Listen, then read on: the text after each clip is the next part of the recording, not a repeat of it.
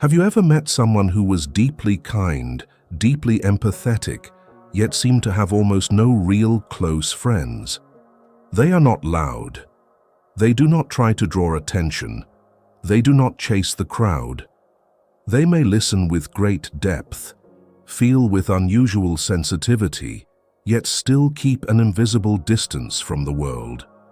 Not because they hate people, but because they have realized too many times that some relationships only want their warmth, without ever truly wanting to understand their soul.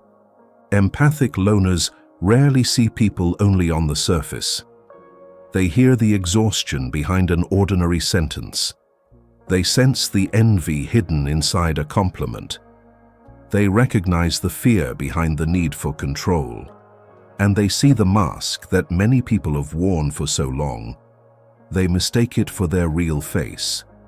According to Carl Jung, beneath the ego we perform for the world are the shadow, the unconscious, and the rejected parts of the self. So an empath loner is not someone to be cautious of because they are dangerous, but because they often see through what others are trying to hide from themselves. In this video, you will understand why an empathic loner often chooses to keep very few friends, and behind that silence is an entire psychological journey, from seeing through falsehood, escaping manipulation, protecting boundaries, facing their own shadow, to no longer needing acceptance at any cost. Stay until the end of the video, because the person the world calls distant, cold, or unable to fit in may actually be a soul that has seen too much truth and no longer wants to betray itself just to belong.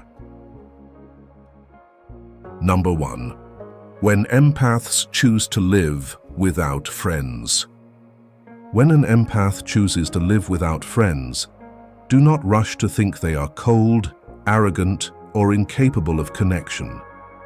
Sometimes, the truth lies in the opposite direction.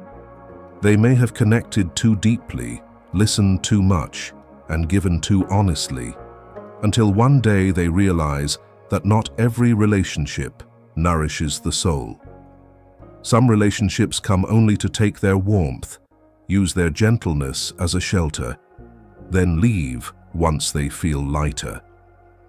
And after this happens too many times, the empath begins to understand that solitude is not always failure. Sometimes, it is a way of saving themselves. Empaths rarely interact with the world only on the surface. They do not just hear what others say. They also feel what others try to hide.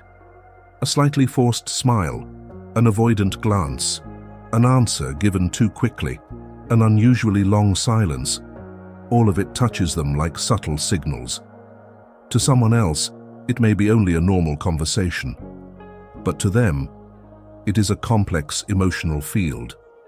They enter a room and immediately sense who is tense, who is sad, who is trying to appear fine, who is seeking attention.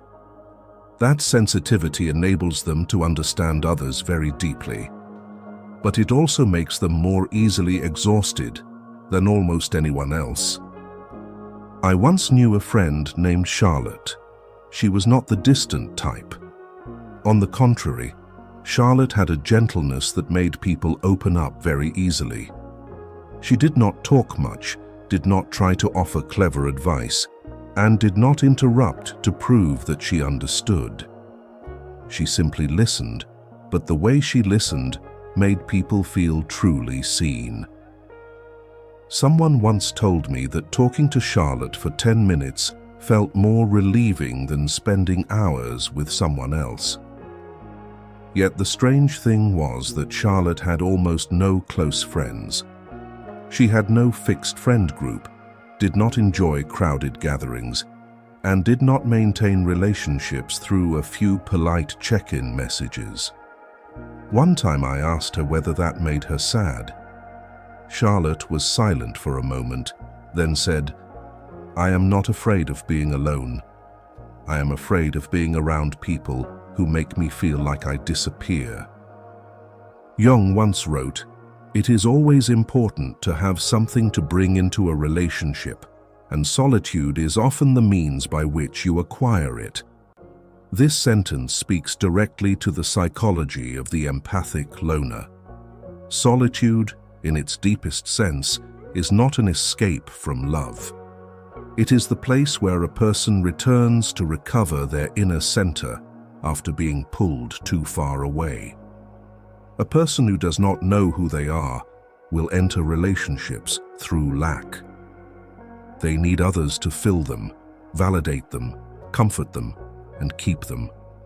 But a person who has learned the value of solitude no longer enters relationships only to be saved. They enter with a part of the soul that has been heard, cared for, and has something real to offer. From Jung's perspective, social life always carries a layer of masks. He called it the persona, the face human beings use to adapt to the world. The persona is necessary, but it can also become a prison if we live in it for too long. Empaths often sense very clearly the gap between the mask and the real person. They know when a caring word carries no warmth. They feel that a smile is only politeness. They recognize when closeness is actually a need to lean on someone. And because they see too much of what remains unspoken, they become tired of relationships that exist only on the surface. You can imagine the soul of an empath as a lake deep in the forest. Because the water is clear, it reflects everything vividly: the sky, the branches, the passing birds, even the dark clouds moving above it. But because it is so clear, even a small stone can disturb its surface for a long time. Someone else may pass through a conversation and forget it immediately, but an empath can carry its echo for the rest of the day. A cold remark, an anxious look, a sadness that is not even theirs can sink very deeply inside. Without distance, without time alone, that lake will keep being stirred by everyone who passes by. That is why when an empath chooses to live without friends, it is not necessarily isolation. Sometimes, it is the moment they rebuild the fence around their inner garden. Not to keep love out, but to stop unconscious footsteps from continuing to trample what is most fragile within them. They once believed they had to be present for everyone. When someone was sad, they listened. When someone was wounded, they comforted them. When someone behaved carelessly, they tried to understand. But one day, they realized that kindness cannot be a well others keep drawing from without ever being refilled. That moment is usually not dramatic. There is no grand declaration, no theatrical farewell, no long accusation. It is only a very quiet awakening. They realize they have mistaken being needed for being loved. They realize many people do not truly want to understand them, but only want a safe place to pour out their emotions. They realize they have stayed too long in relationships that made them smaller, dimmer, and more drained. And once that realization becomes clear enough, they begin to choose silence over false presence. This does not mean empaths need no one. They still need friendship, understanding, and warmth, like any human being. But they no longer want to exchange inner peace for the feeling of belonging. They no longer measure their worth by the number of friends they have.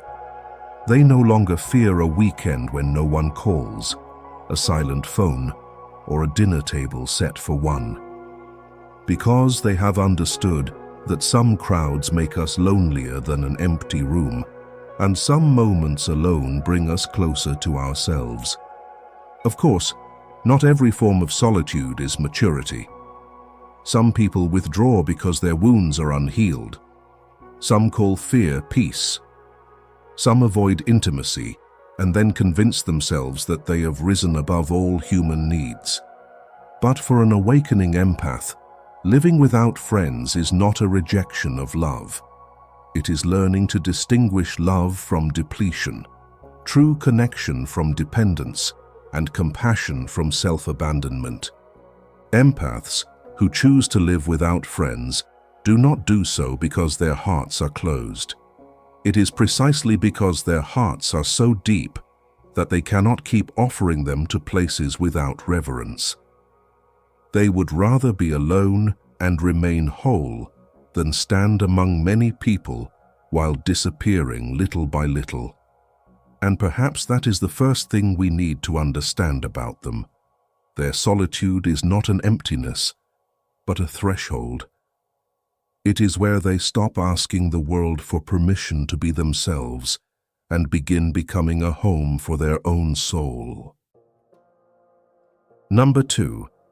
Why do they leave superficial relationships? And when an empath chooses to live without friends, it often begins with a quiet exhaustion toward relationships that are only intimate on the surface.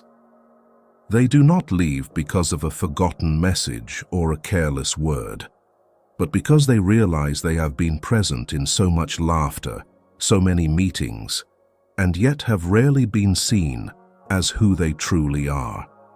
What they need is not a large social circle, but sincerity, a gaze that knows how to listen, a question with depth, a place where they do not have to shrink their emotions in order to be accepted. But in superficial relationships, everyone speaks just enough, laughs just enough, opens up just enough, and no one truly steps out of their role.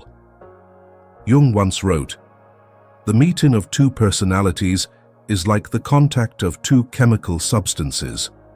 If there is any reaction, both are transformed." When two people meet each other with sincere presence, they are no longer entirely the same as before. They are illuminated, moved, and allowed to see some part of themselves. But in superficial relationships, that reaction does not happen. There is only a light collision on the surface. After meeting, they still feel empty. After talking, they still feel distant. After laughing, they still feel that some part of themselves has never truly been heard. This is what gradually causes empaths to leave. They do not demand that everyone be profound in every moment. They understand that life needs lightness, laughter, and ordinary conversations that do not carry too much weight. But if a relationship revolves only around who is being admired, who is failing, who should be judged, who is living better than whom, then the empath begins to feel as if they are sitting in a room full of mirrors with no windows. Everyone keeps reflecting one another's image, comparing, validating, confirming each other. But no one truly looks out toward the wider sky beyond the ego. In literature, we may remember Clarissa Dalloway in Virginia Woolf's novel, Mrs. Dalloway. Clarissa moves through refined social rituals, polite greetings, and relationships that appear elegant and full of connection. She prepares a party, welcomes guests, converses, and keeps everything in perfect rhythm. But behind that outward appearance is a very different inner life. Memories, regrets, loneliness, and doubt about the person she has become. The crowded party does not make loneliness disappear. It only reveals one thing more clearly. A person can be known, invited, and seen by ordinary eyes, while the truest part of them remains untouched.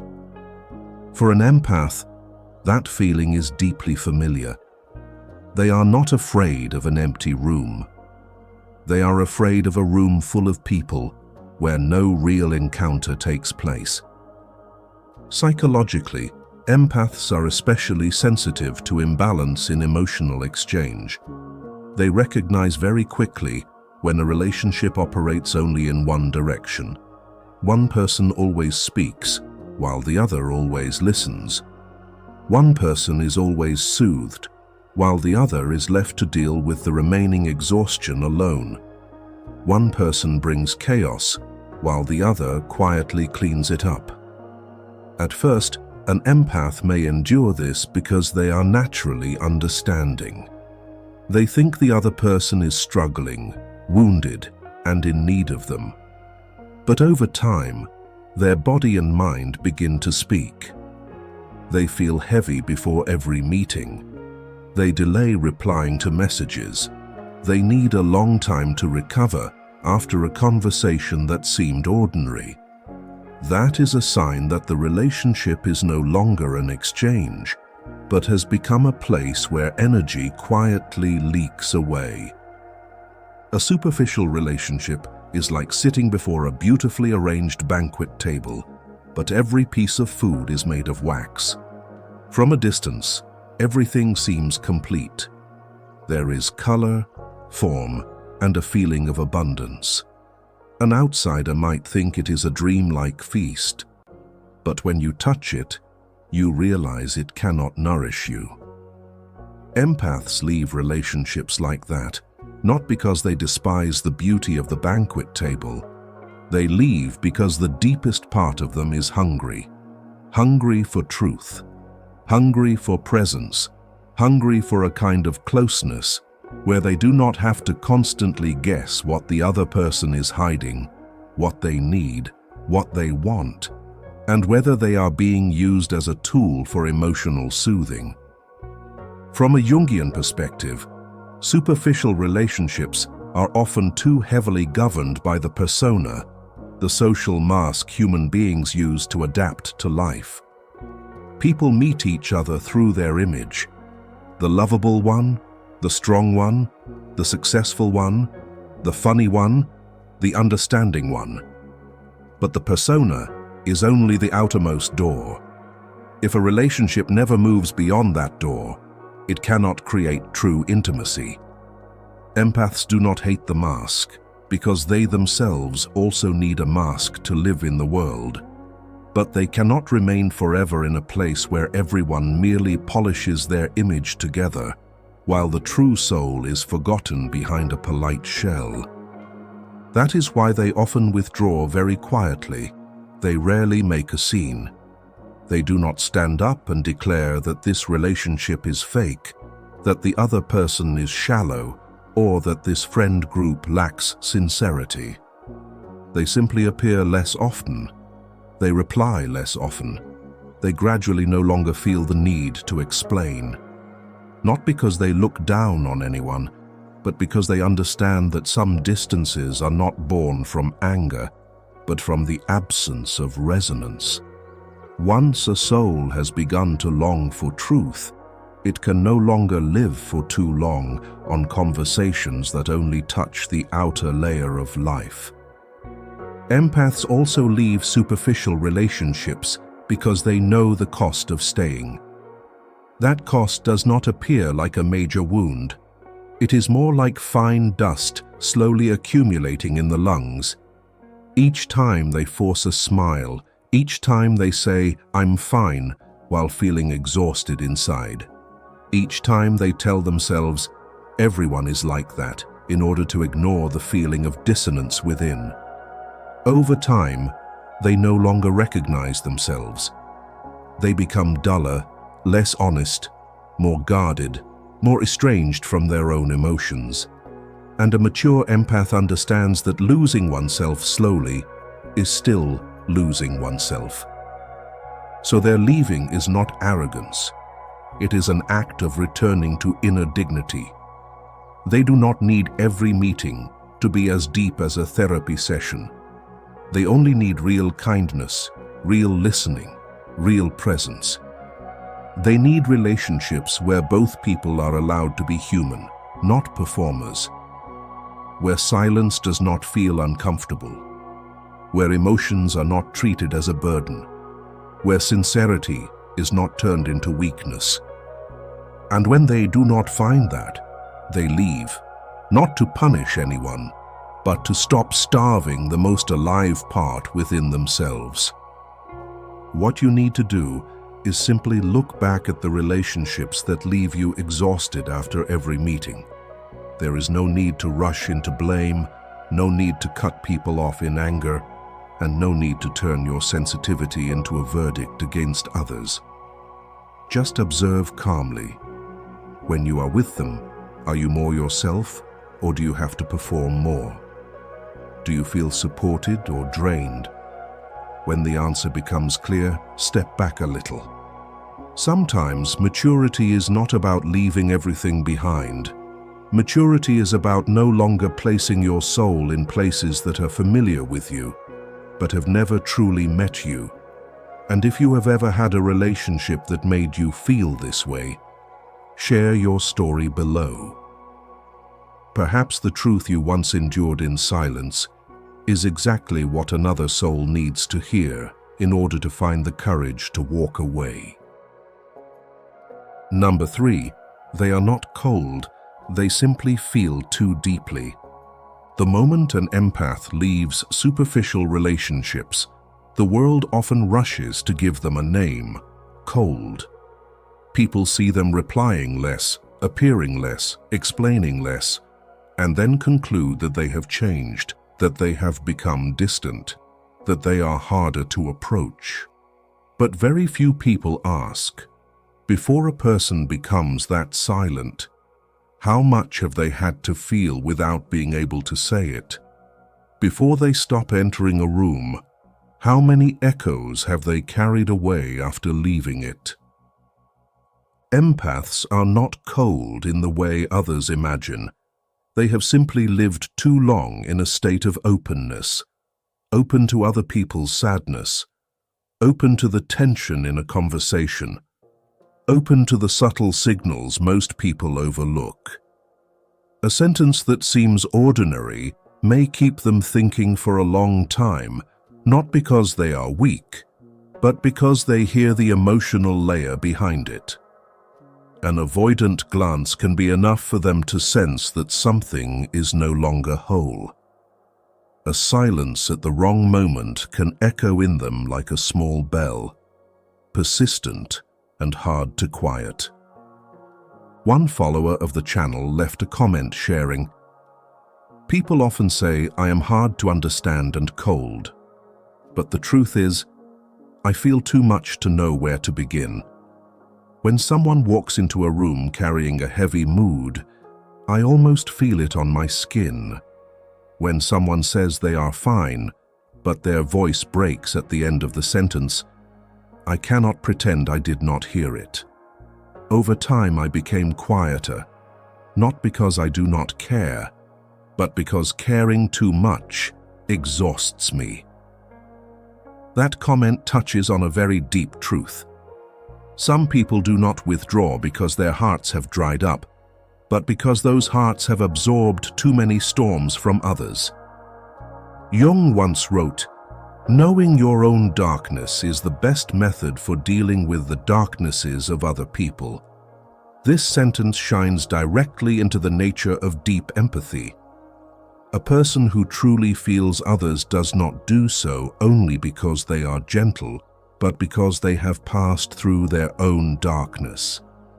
They understand insecurity because they have been insecure. They recognize hidden sadness because they have hidden sadness themselves. They see the defense behind coldness because they too have had to build layers of protection in order to survive. Their sensitivity is not a beautiful decoration. It is the result of moments when the soul was struck, cracked, and then learned to listen to similar cracks in others. From a Jungian perspective, human beings do not communicate only through words. We meet each other through both consciousness and the unconscious. There are things never spoken aloud that still move like an underground current. A person is angry but tries to smile. A person is envious but offers congratulations. A person needs love but appears indifferent. For many people, those things pass by very quickly, But for an empath, they leave traces. They do not only hear the content of the story, they feel the psychological climate of the person telling it. So sometimes their calm exterior is mistaken for coldness. In truth, it is their way of keeping themselves from being swept into every emotional wave around them. Imagine someone with thinner psychological skin than most. Where others feel only a light breeze, they may feel a coldness sinking into their bones. Where others hear a passing remark, they sense the sting beneath it.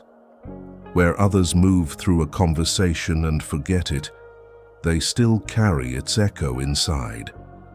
Without learning distance, the world will tear them into small pieces. Empaths are like cameras with too much exposure. They capture more light, more detail, more shades of feeling. But for that same reason, if placed before a light source that is too strong, the image burns out. Others may call them too sensitive, too thoughtful, too deeply affected. But in truth, their system of perception is recording layers of signals that others do not notice. They are not trying to make everything serious. They simply cannot completely turn off the ability to see the smallest vibrations in the human soul. The danger is that when empaths are misunderstood for too long, they begin to doubt themselves. They ask whether they are too sensitive, whether they are imagining everything, whether they are difficult, demanding, or hard to be around. And to become more normal, they try to numb their own feelings. They smile when something inside feels wrong. They ignore their intuition when it speaks. They force themselves not to care. But the more an empath denies their capacity to feel, the farther they move from their inner center. They do not become stronger, they only become dimmer. From a psychological perspective, high sensitivity does not mean weakness. It only means the nervous system processes stimulation more deeply, for longer, and with greater subtlety. Such people need more time to recover after social interaction and more space to distinguish their own emotions from the emotions of others. If they do not understand this, they may live with the shame that something is wrong with them. But if they understand it correctly, they will realize sensitivity is not a curse. It is an ability that needs to be managed through boundaries, self-understanding, and the capacity to return to oneself. They are not cold when they stop explaining. Perhaps they have already explained too much within themselves. They are not indifferent when they appear less often.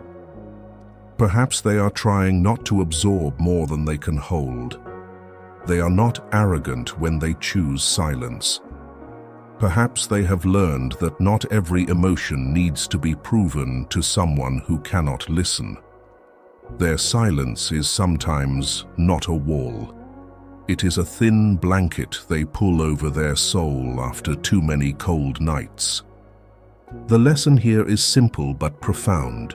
Do not rush to call someone cold just because they no longer respond the way you expect. Some hearts are quiet because they have grown used to feeling in silence. Some people step back not because they have stopped caring, but because they need to protect the tenderness that remains within them. A practical suggestion is to learn to respect the rhythm of your own emotions. When you feel overwhelmed, what you need to do is pause for a moment, name your feelings accurately, return to others the emotions that do not belong to you, and allow yourself to be quiet without guilt. An empath does not need to become cold to survive. They only need to learn how to keep themselves warm without burning their own soul for every cold wind in the world. Number 4. Solitude helps them see the true nature of people. So what happens after someone is called cold simply because they have felt too deeply and begun to withdraw from the noise of the world. What happens is that they begin to see more clearly, not with a gaze of suspicion, harsh judgment, or bitterness. It is a quieter gaze, deeper, less easily enchanted by words and appearances. When empaths remain too close to the crowd, they are often swept into other people's moods, expectations, and emotional rhythms. But when they have enough solitude, enough distance, enough silence, what once seemed blurred begins to take shape. They do not only hear what others say, they begin to recognize what repeats behind those words. Solitude has a very strange power. It does not create the truth, but it makes the truth less hidden. When surrounded by laughter, promises, hurried conversations, and the need to belong, human beings easily confuse familiarity with sincerity. We spend a long time beside someone, then think we understand them. Someone treats us kindly a few times, and we believe they truly have a good heart. We grow used to a person's presence and call it friendship. But when alone, when no longer swept along by that performance, empaths begin to see more clearly. Some people are kind only when kindness benefits their image. Some people listen only while waiting for their turn to speak. Some people do not love us. They only love the feeling of being supported by us. Once, on a bus ride, I happened to meet an old friend named Jaden. In the past, Jaden was the kind of person who was always present at every gathering. He spoke gracefully, knew how to joke, and knew how to make others feel comfortable. Anyone looking from the outside would think he had a very wide and very happy social life. But that day, Jaden was sitting alone near the back, his earphones in, but no music playing, his eyes looking through a rain-streaked window. I sat beside him and asked why I had not seen him with the old group for so long. He did not answer right away. He just looked at the flow of people outside and said softly, "Strange, isn't it? There are people you only understand after you are no longer close to them." There was no anger in that sentence. It sounded like the breath of someone finally setting down a truth he had carried for too long. Jaden said that when he was still in that friend group, he always thought everything was normal. People met, laughed, shared stories, and teased one another like close friends.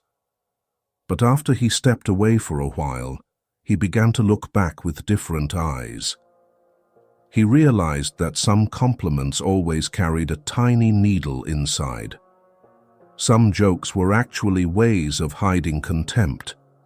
Some invitations did not come because anyone missed him, but because they needed someone to lighten the atmosphere.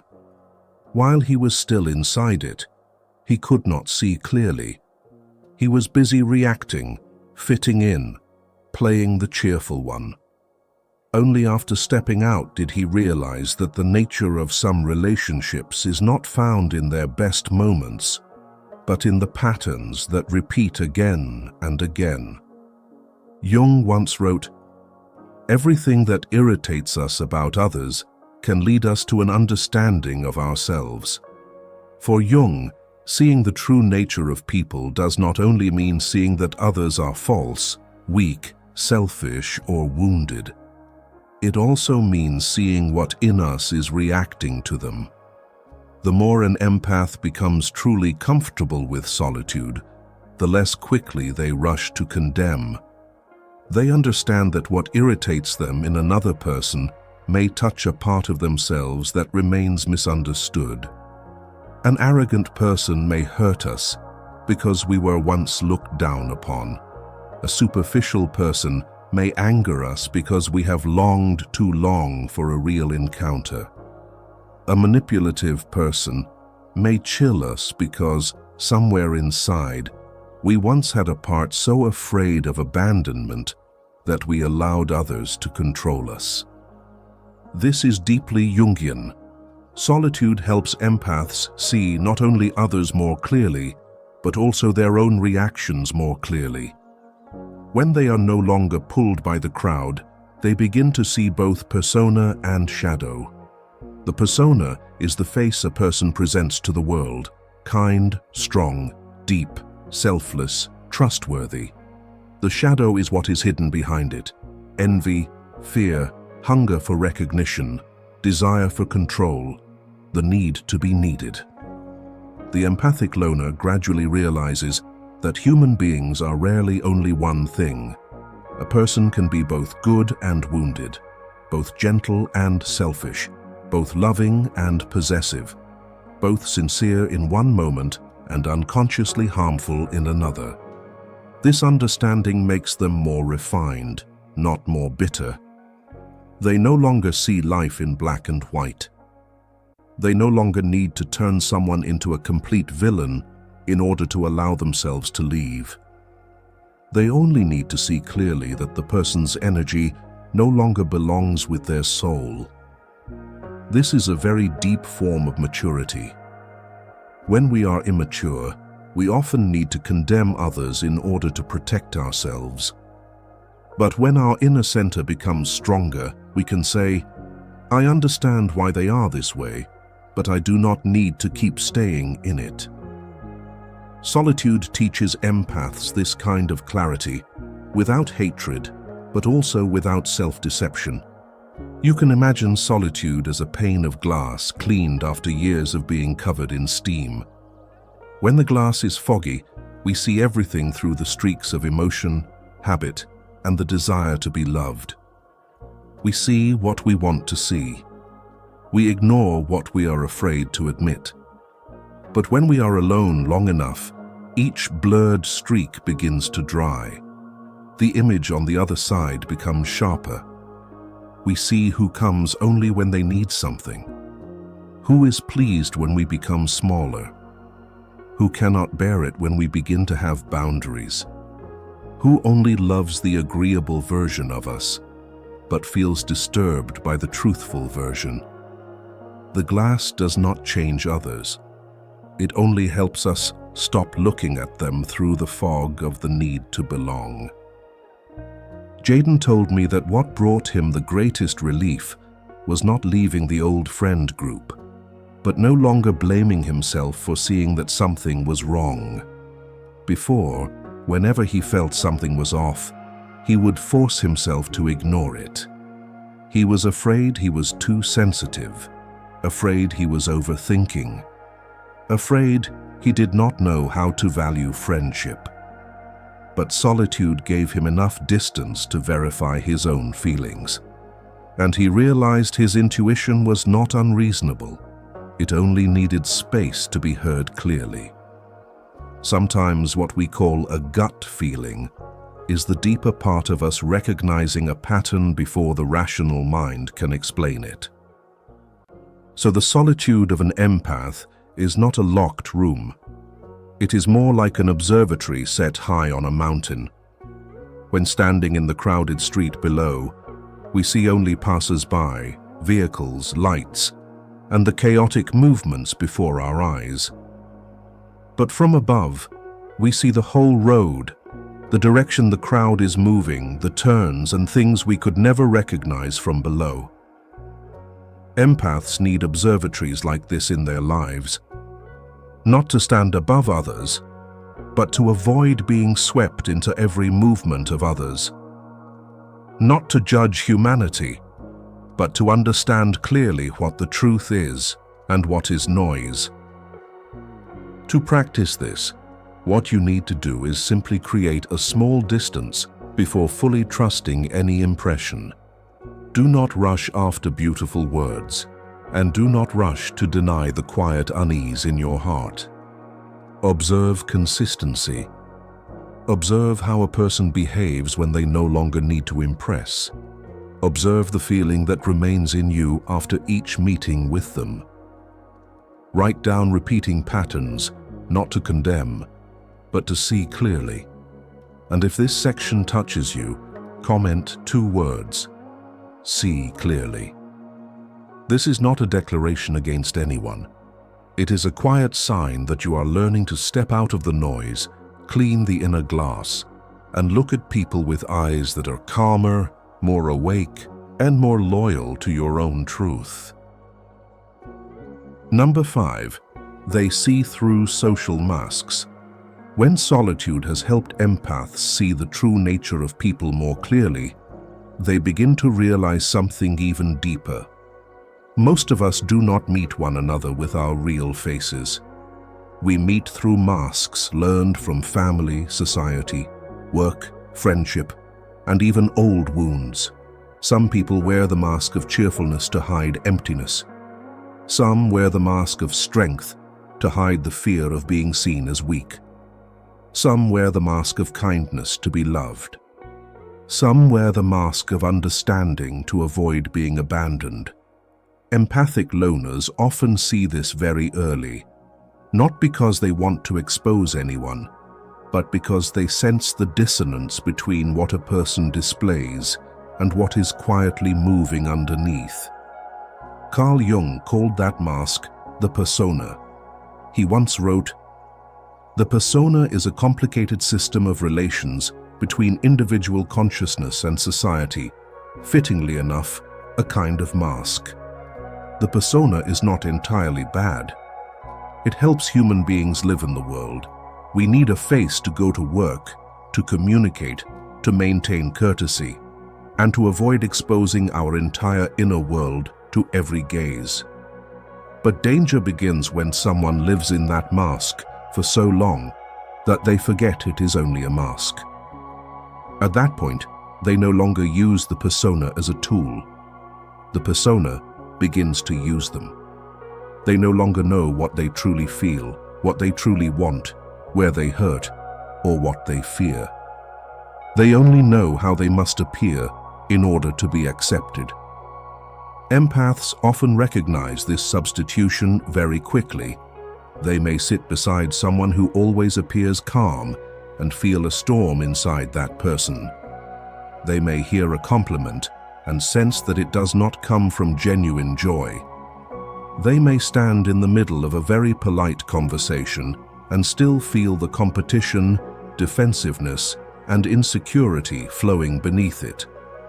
To them, the social mask is not just an outward behavior. It has its own psychological scent, a tightness, a stiffness, a kind of overly polished brightness without warmth. Others may be convinced by a confident posture, gentle words, and a well-timed smile. But empaths often sense immediately when something is not alive, not true, not flowing naturally from within. In Greek mythology, there is the story of Proteus, a sea god who could constantly change shape to avoid being captured. When Menelaus held him in order to ask the way home, Proteus turned into a lion, a serpent, a leopard, water, then a tree, trying to escape the truth he had to speak. That image is very close to the way human beings defend themselves through masks. When touched at the level of truth, we change shape. When someone comes near our fear, we become humorous. When asked about our wounds, we become cold logic. When envy is seen, we become moral. When weakness is touched, we become a prouder version of ourselves. The empath is like someone standing before Proteus.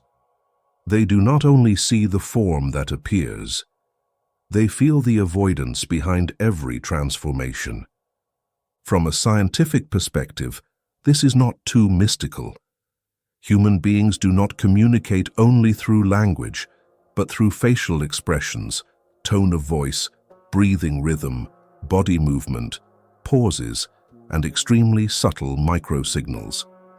Our brains constantly read social signals to evaluate safety, threat, sincerity, or contradiction. A highly sensitive person often processes these signals more deeply and for a longer time. They do not read minds in a supernatural sense. They simply recognize inconsistencies others overlook. Words say one thing, the body says another, the mouth smiles, but the eyes do not. The voice is gentle, but the energy is full of control. Because of this, they often sense the mask before reason can name it. You can imagine the persona as a layer of paint on an old door. The paint may be beautiful, bright and refined, making the door look almost new. But the empath does not only look at the paint. They hear the hinge when the door opens. They notice where the wood has rotted, the crack that has been covered, and the inside hollowed by time. This does not mean they despise the paint. A door needs protection from rain and sun. Human beings also need a persona to live in the world. But if we only keep polishing the paint and never look at the wood beneath, one day the door will collapse even though the outside still looks beautiful. This is why the presence of an empathic loner sometimes makes others uneasy.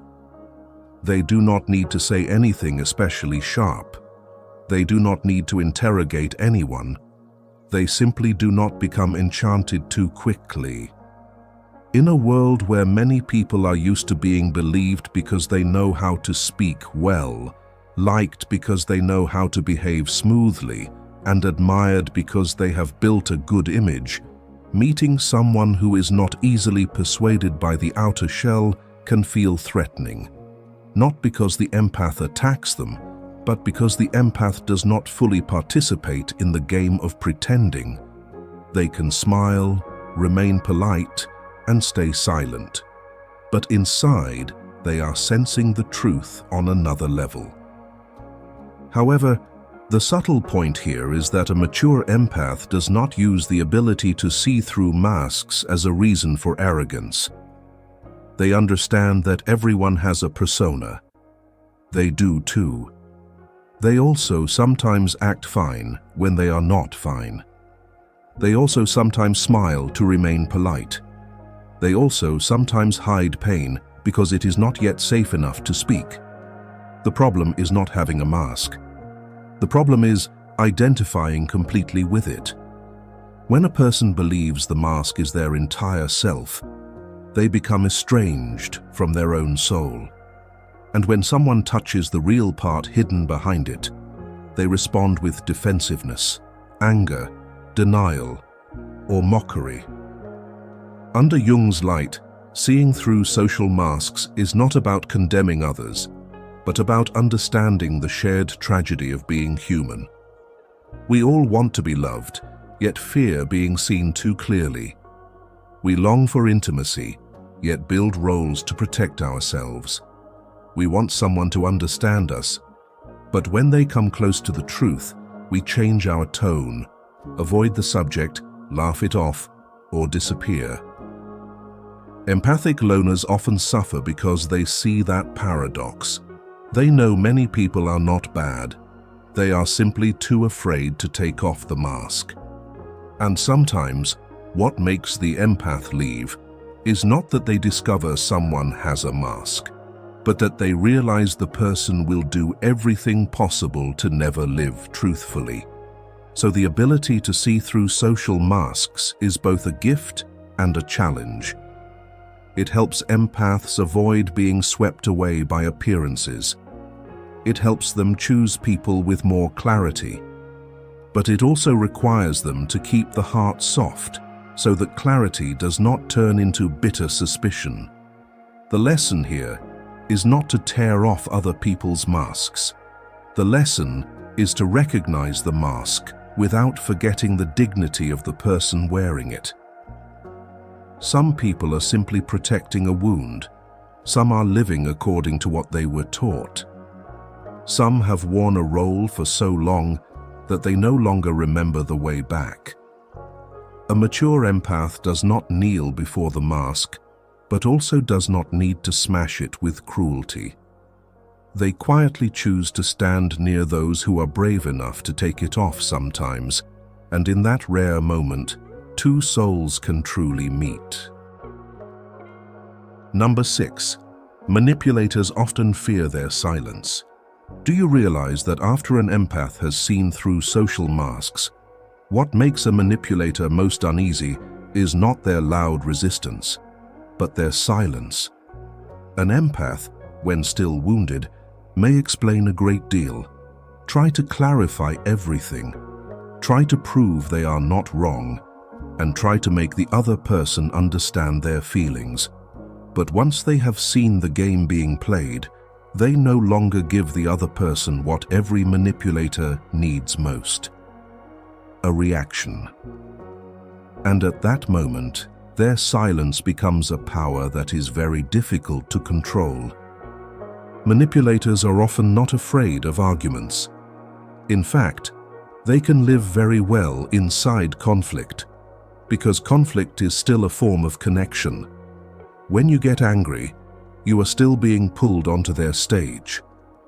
When you explain, you are still asking them to recognize your truth. When you cry, you are still showing them that they have the power to touch your emotional center. But when an empath remains silent with awareness, not silent out of fear, but silent because they understand, the entire structure of manipulation begins to lose power. The manipulator throws out bait, but no one bites. They create guilt, but no one rushes to kneel down and take blame. They twist the story, but no one tries to correct every detail in order to be believed. In a marriage, for example, one person may use silence as punishment, blame as a chain, and phrases like, "I only say this because I love you," or "You are just too sensitive," to make the other person doubt their own feelings. At first, the empath often tries to save the conversation.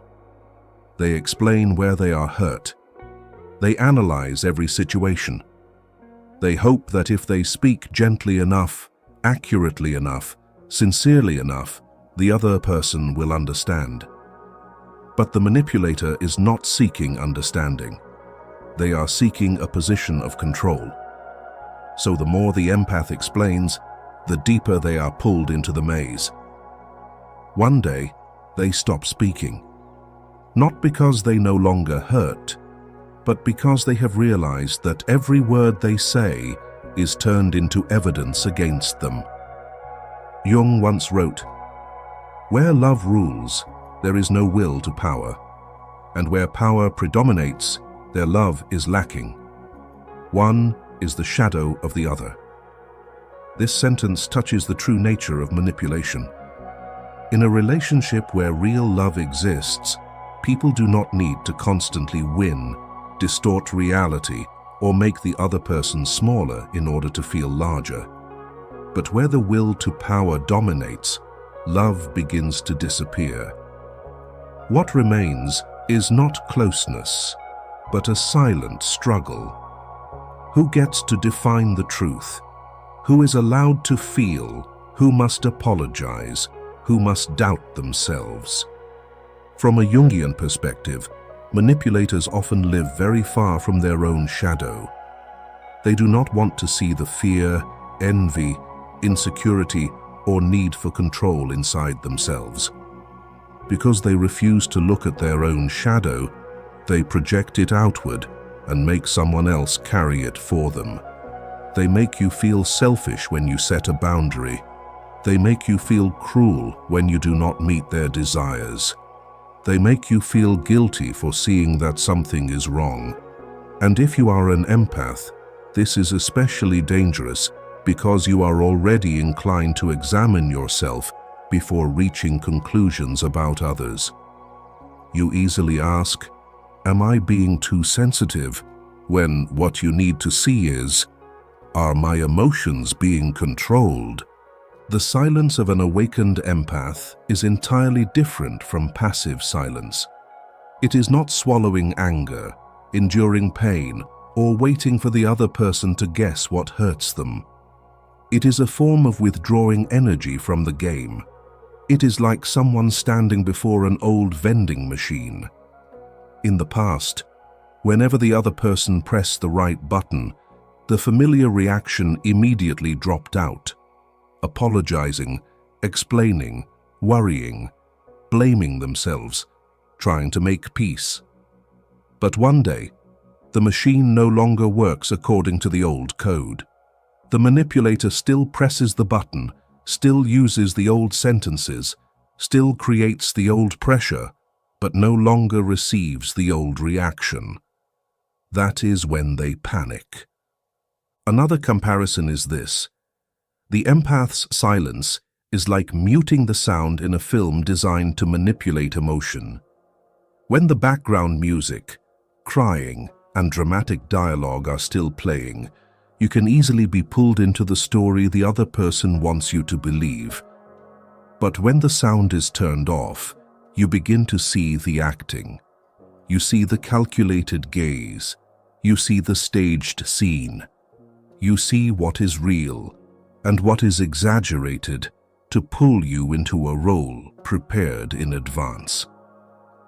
Manipulators fear silence because silence removes their soundtrack. It forces everything to return to a more naked form. What makes them even more uneasy is that the silent empath usually no longer tries to punish. If someone is still shouting, the manipulator can call them out of control. If someone is still explaining, the manipulator can twist their words into contradictions. But when the empath only observes, does not react too quickly, and does not offer more emotional material, the manipulator loses the substance they need to perform. They cannot easily turn the empath into someone unreasonable. They cannot easily play the victim. They cannot easily use pity to pull the empath back. That calmness is like a flat mirror, where every gesture of power appears more clearly. Still, it is important to understand this with subtlety. Silence is not always maturity. There is a kind of silence used to punish, to make others afraid, and that too is manipulation. But the silence of the empath we are speaking about here is conscious silence. It is not meant to hurt anyone. It simply stops allowing someone else to use their emotions as a string to pull. It speaks in a wordless language. I have heard enough, I have seen enough, and I am no longer entering this loop. When an empath reaches this silence, they are no longer controlled by the fear of being misunderstood. They know that some people will never understand, because understanding does not serve their power. The lesson here is not to be silent with everyone, but to know when your words are being used against you. Some conversations bring us closer, but some conversations are only cages decorated with logic, where the more you speak, the more lost you become. When you meet someone who constantly distorts your feelings, turns your boundaries into guilt, and turns your pain into proof that you are weak, the clearest response is sometimes not to say more. It is to stop, breathe slowly, hold your truth within yourself, and refuse to give a reaction to a game designed to make you doubt your own soul. Manipulators fear the empath's silence because in that silence, they no longer see a person whose strings are easy to pull. They see a soul beginning to return to its inner authority. And when an empath no longer asks anyone for permission to trust their own feelings, every manipulation loses its most fertile ground. That is why sometimes silence is not the absence of words. It is a boundary built from dignity. It does not need to shout. It only needs to stand still, firm enough, clear enough, for what is false to reveal itself through its own unease. Number 7. They no longer allow anyone to pour their shadow onto them. At this point, when the empath's silence is no longer a weakness but an inner boundary, they begin to learn an even deeper lesson. Not every shadow that appears in their life belongs to them. There are angers that are not theirs. There are inferiority wounds that are not theirs. There are anxieties, envy, guilt, and emotional chaos that others place on their shoulders as though it were their responsibility to carry. For a long time, empaths often carried them. They carried them because they cared, because they understood, because they believed that if they were gentle enough, patient enough, the other person would hurt less. But then one day they realized, compassion does not mean turning one's soul into a dumping ground for the world's emotional waste. In a group sharing session, I once met a woman in her 30s. Her name was Lena. Lena spoke softly and chose her words very carefully, as if she were afraid her words might accidentally hurt someone. She said that for many years, she was always the person people turned to when life became messy. Friends fought with their partners and called her. Co-workers were under pressure and came to vent to her. Family members became angry, poured it onto her, and then acted as if nothing had happened. Lena used to think this was because she was strong, because she knew how to listen, because she had the ability to calm others down. But one day, after listening to a friend complain about life for 2 hours, she returned home, turned on the light in her room, and suddenly began to cry. Not because the story was too sad, but because she realized she could no longer hear herself. The most painful part of Lena's story was not that other people had a shadow.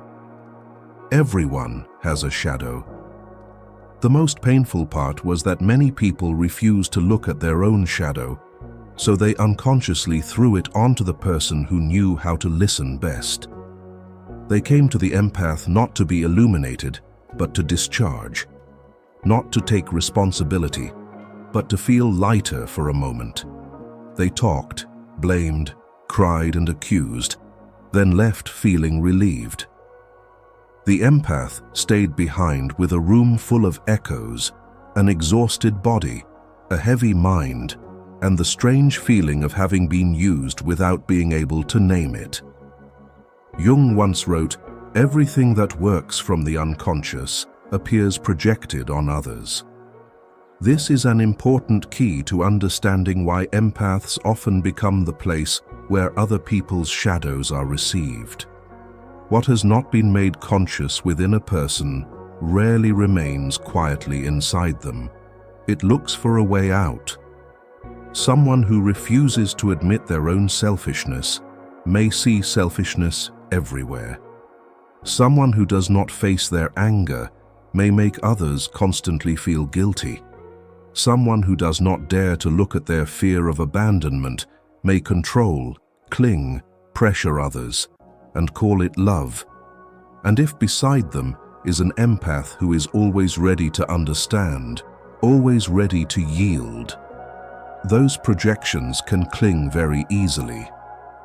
From Jung's perspective, the shadow is not something to be hated. The shadow is the part that has been rejected, pushed out of consciousness, sometimes because we are ashamed, sometimes because we are afraid, sometimes because we were taught that certain emotions are not allowed to exist. The problem is not that human beings have a shadow. The problem is that they refuse to recognize it as their own. When they do not recognize it, they make someone else hold it for them. Empaths, with their instinct to heal and soften, easily become the one who holds it. They hear a reproach and immediately examine themselves. They see someone wounded and immediately want to fix it. They sense anger in a room and immediately try to soften the atmosphere.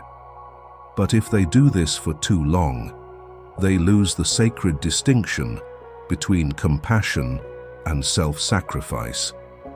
Imagine the soul of an empath as a white shirt hanging outside on a porch. Because it is clean, stains show easily. Because it is soft, everyone thinks they can use it to wipe the dust from their hands. One person comes to wipe away anger. Another comes to wipe away self-pity. Another comes to wipe away the feeling of failure. Another comes to wipe away the chaos they do not want to process themselves. At first, the shirt can endure it. But after many times, it no longer recognizes its original color. The empath's boundaries are the same. If they keep allowing others to pour shadow onto them, one day they will no longer know which sadness is theirs, which anger is theirs, and which exhaustion truly comes from their own life. Lena said her turning point did not come from a major conflict. It came from one small sentence. Once, a family member became angry with her, saying she was uncaring simply because she could not answer the phone at midnight. In the past, Lena would have apologized immediately. She would have explained, felt guilty, and blamed herself for not being good enough. But that day, she simply sat still and felt something very clearly. This anger does not belong to me. It was the first time she did not reach out to receive what someone else threw at her. Not because she had stopped caring, but because she understood that love cannot mean always being available to be poured upon. This is a moment of maturity for an empathic loner. They no longer confuse understanding someone with having to endure everything from that person. They can still see the wound behind the behavior. They can still recognize insecurity behind anger, shame behind attack, helplessness behind complaint. But they no longer use that understanding to excuse every violation. They begin to know that it is possible to understand someone and still keep a distance. It is possible to love someone and still say no.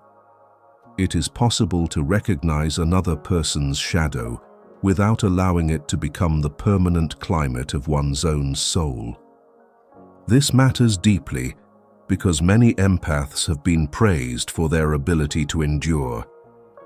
They are called mature, deep, understanding, and always calm. But sometimes those compliments are only society's way of giving a medal to self-abandonment. A person always understands others, but no one understands them. A person always softens the room, but no one asks why they have to stretch themselves so much. A person always contains other people's emotions, but has nowhere to place their own. That is not maturity. That is a kind of exhaustion being called by beautiful names. So when they no longer allow anyone to pour shadow onto them, they do not become cruel. They become more precise. They know what part they need to take responsibility for and what part the other person must face on their own. They no longer rush to extinguish every fire they did not light. They no longer treat every pain in another person as a summons. They learn to stand beside without absorbing, to listen without carrying, to love without turning themselves into a sacrifice. That is a very quiet kind of freedom, but a very deep one. What you need to do is practice one small inner movement. Before receiving someone else's emotion, pause and name it. This is their sadness. This is their anger. This is their insecurity. I can listen, but I do not need to carry it home and let it live in my body. When you can distinguish that, you do not lose your goodness.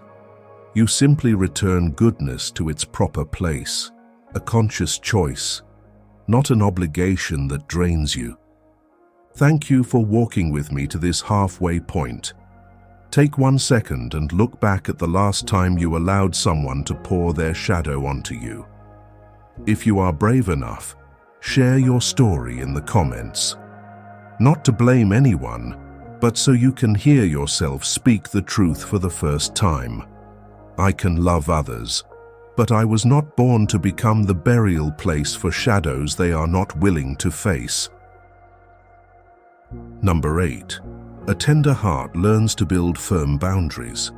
After the moment Lena realized that not every anger belonged to her, something very quiet began to change inside her. Lena did not become colder. She did not suddenly hate the people who had once come to her. She also did not turn her wound into a high wall to cut everyone off.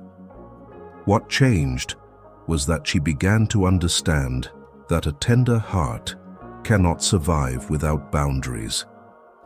Her gentleness was still there, but for the first time, it was no longer standing alone in the world like a small candle in a great wind. It began to have a glass cover around it, not to hide its light, but to keep that light from being blown out by every storm passing through. There is a very common misunderstanding about empaths. People think that the more loving they are, the more easygoing they must be. The more understanding they are, the more they must endure. The deeper they are, the more they must forgive, even when they themselves are being hurt. But that is not mature love. That is self-abandonment, wearing the clothes of morality. An empath without boundaries often believes saying no is selfish, keeping distance is cruel, and setting limits means disappointing others. They are afraid of becoming the bad person in someone else's story. And it is precisely this fear that keeps allowing others to step across the most sacred space within them, the place that should first be respected by themselves. Jung once wrote, "No tree, it is said, can grow to heaven unless its roots reach down to hell." This sentence sounds dark, but it is deeply true for the journey of an empathic heart. A tree that wants to rise high cannot have only soft branches reaching toward the light. It needs roots that go deep into dark soil. Human beings are the same. Goodness that wants to last cannot rely on gentleness alone. It needs roots, and the roots of goodness are boundaries, self-respect, the ability to tolerate other people's displeasure, and the courage not to betray oneself just to be loved. From a Jungian perspective, boundaries are not the closure of a selfish ego. Boundaries are a sign that the ego is beginning to serve the wholeness of the soul. When a person has no boundaries, they can easily be swallowed by the persona of the good person. They no longer know what they truly want, only how they should appear in order to be recognized as kind. They smile when they want to stop. They say, "It's fine," when they are already overwhelmed inside. They agree when their entire body is saying no, and then they call it love. But Jung would look deeper. It may be a mask, a persona so gentle that it covers even the cry for help from the real self. Lena used to live that way.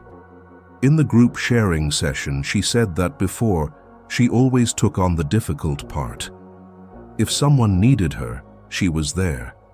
If someone was disappointed, she blamed herself.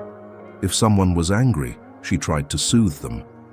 But when she began practicing boundaries, she realized the hardest part was not saying no.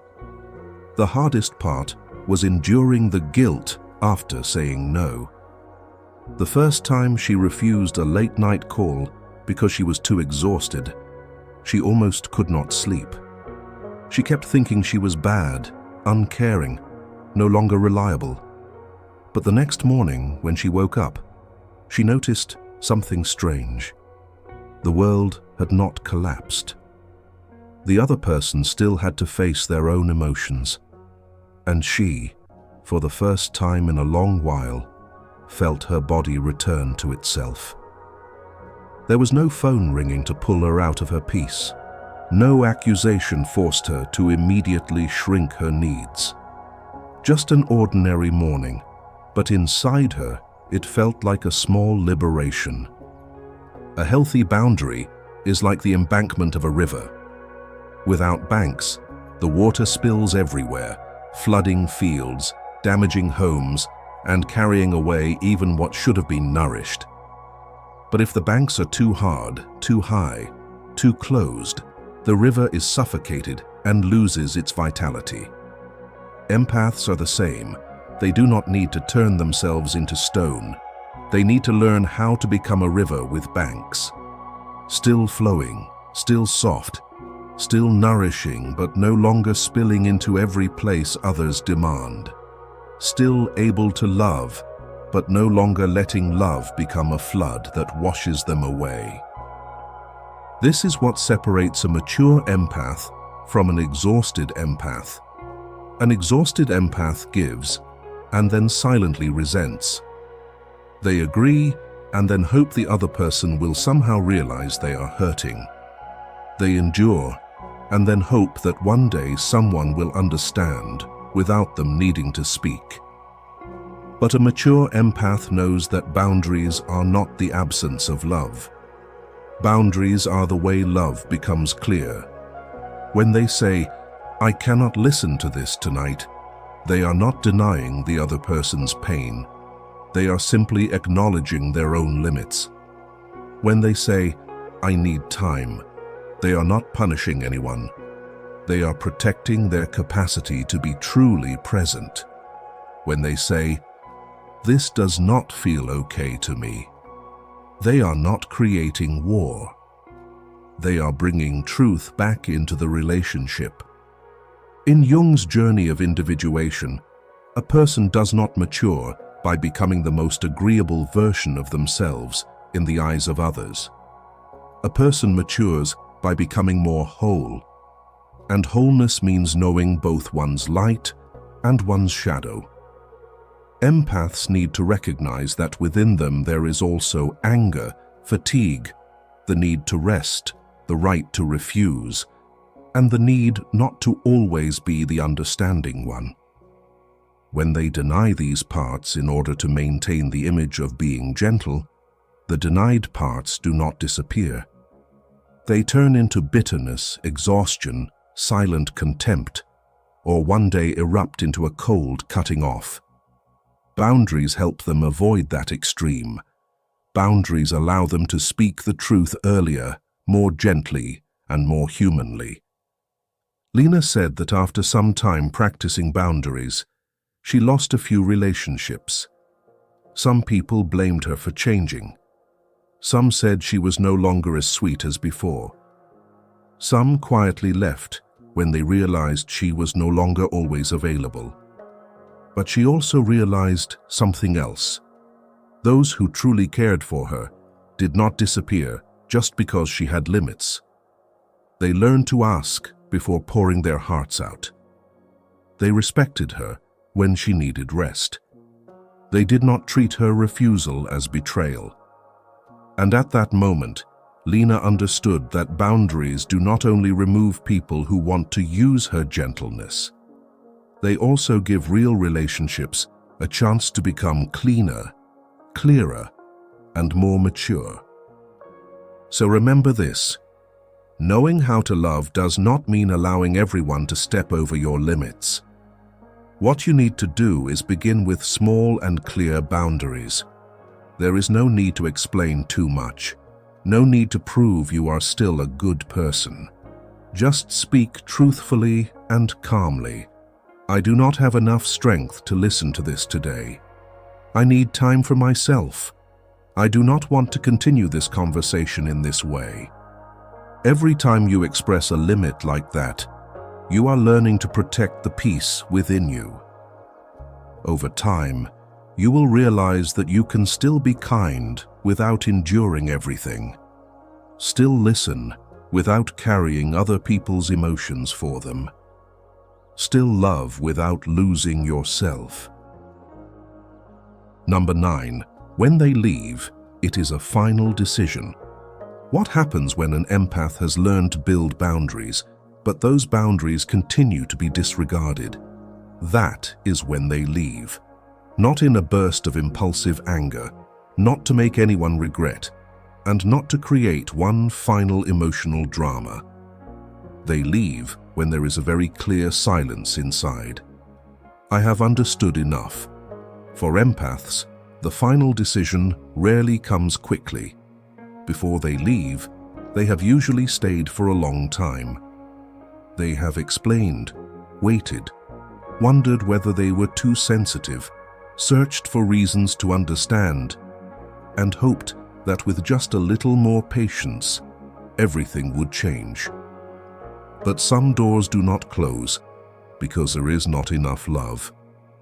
They close because love is no longer being respected. People on the outside often see only the moment they disappear. One day, they no longer reply as before. One day, they no longer appear at familiar gatherings. One day, they no longer try to save the conversation. And so people say they are cold, extreme, ruthless. But no one sees the months before that, when they silently placed each broken piece on the table, hoping the other person would look at it with them. No one sees the times they swallowed a sentence because they were afraid of hurting someone else. No one sees the nights they blamed themselves for wanting to leave. The final decision of an empath is usually not an explosion. It is a candle burning down to its last drop of wax, then quietly going out. In the Bible, there is a deeply symbolic detail in the story of Lot and the city of Sodom. When Lot and his family are led out of the city that is about to be destroyed, they are told not to look back. But Lot's wife turns back, and she becomes a pillar of salt. This story is not only about punishment. Seen through symbolic depth, it also speaks of the terrifying pull of places we know are destroying us, yet still cannot bear to leave. Some people, relationships, and old loops are like a city on fire. We know we can no longer live there, but we still look back because of memories, affection, guilt, or the hope that the ashes can become a home again. Empaths understand that pull very well. They do not leave because they have no heart. They leave because if they keep looking back forever, they will become a pillar of salt in their own past. Jung once wrote, "We cannot change anything unless we accept it. Condemnation does not liberate, it oppresses." This sentence is very important when speaking about the empath's departure. They cannot truly leave while still denying the truth. As long as they keep saying, "Maybe it is not that serious. Maybe they did not mean it. Maybe I just need to be more understanding," they remain trapped in the loop. Liberation begins when they accept reality as it is, not exaggerating it, but not beautifying it either. Not condemning the other person as a monster, but also not continuing to turn themselves into a place of endurance. Acceptance here does not mean agreeing with what happened. It means no longer arguing with the truth. From a Jungian perspective, this is the moment when the ego begins to serve the self, the deeper center of the whole person. The ego often fears losing the relationship, fears being misunderstood, and fears being seen as someone who gave up. But the self asks a different question. Does this still help my soul live truthfully? An empath who has not yet matured is often held back by the persona of the good person. They do not want to be seen as uncaring. They want the story to end peacefully, want everyone to understand, and want no one to hurt. But life does not always give us clean endings. Sometimes leaving means accepting being misunderstood, so we do not keep betraying the deepest part of ourselves. You can imagine the empath's decision to leave as a suspension bridge that has endured too many heavy footsteps. At first, it trembles, but does not break. Each time they are dismissed, one cable thins. Each time they are manipulated, one wooden plank cracks. Each time their emotions are denied, one nail loosens from its place. The other person still thinks the bridge is there, so everything must be fine. But the empath feels every small vibration. They know the bridge is weakening, and one day they no longer wait for it to collapse. They step off the bridge before both fall into the abyss. Others call it leaving. To them, it is the first time choosing life, instead of trying to maintain a path that is no longer safe. What makes that decision final is that it is no longer based on a passing emotion. An empath who is still unclear may leave and return many times. They remember the beautiful moments, soften before apologies, blame themselves when they see the other person hurt, then offer one more chance. But once awareness has ripened enough, something inside them changes. They no longer remember only the good. They remember the pattern. They no longer listen only to promises. They look at behavior. They no longer ask only, "Does this person love me?" but ask, "Who is this love turning me into?" And when the answer hurts deeply enough, they no longer need more evidence. The final leaving of an empath is usually very quiet. Not because they do not hurt, but because the pain has already lived inside them for too long. They do not need to slam the door, list accusations, or make the other person admit everything. There are truths that, if you must beg someone to see them, are already no longer safe places to remain in. They leave with a ripened sorrow, a kind of sadness that no longer demands drama. It only says, "I cannot continue." And when that sentence comes from a soul that has endured long enough, there is often no road back. But this does not mean empaths leave to be punished. Punishment is still a form of attachment. When you still want the other person to suffer because of you, you are still tied to them by a reversed string. The true leaving of an empath does not require the other person to collapse. They only need themselves to be free. They may still care, still remember, still feel sad, still hope the other person grows. But they no longer use love as a reason to stay where they are repeatedly made smaller. This is the difference between abandoning and letting go. Abandoning often lacks awareness. Letting go is a painful but conscious act.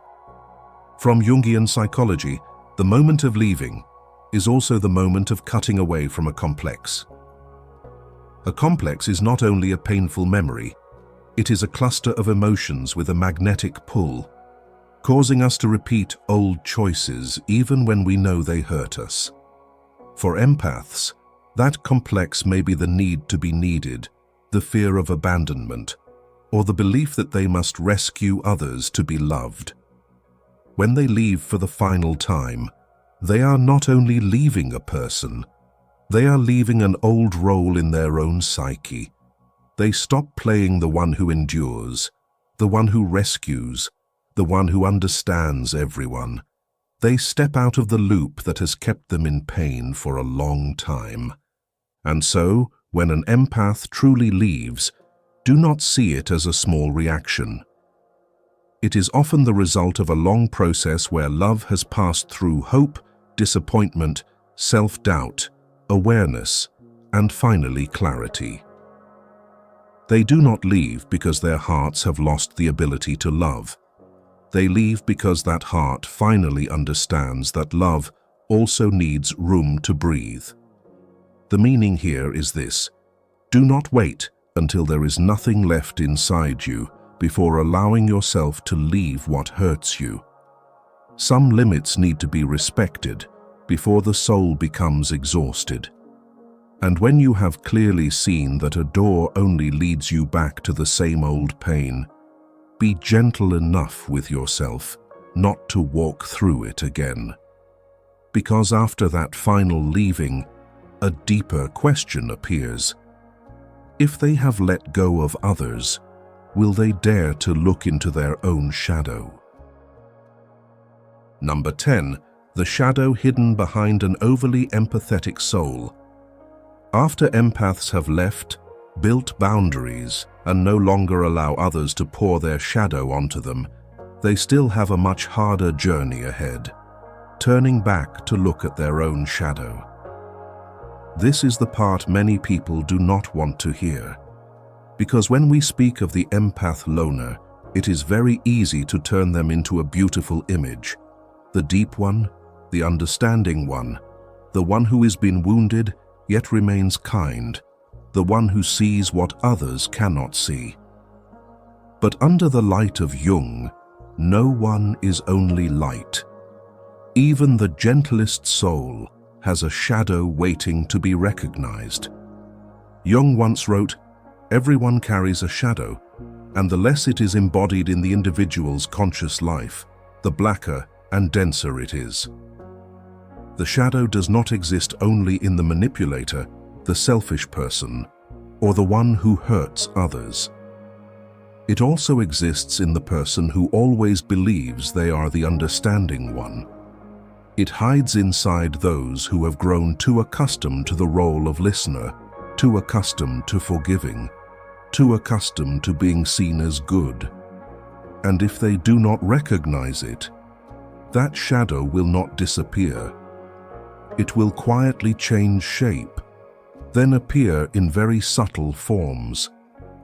In everyday life we can see this very clearly. There may be someone who is always the place friends come to when they need to tell a sad story. At first, they truly listen with compassion. But over time, they begin to feel irritated when others do not follow their advice. They say they only want to help, but inside, they are quietly disappointed because the other person does not change in the way they expected. They begin to see themselves as wiser, more mature, more profound. And when others choose another path, they feel hurt, as if their kindness has just been betrayed. This is the very subtle shadow of the empath, turning help into a form of soft control.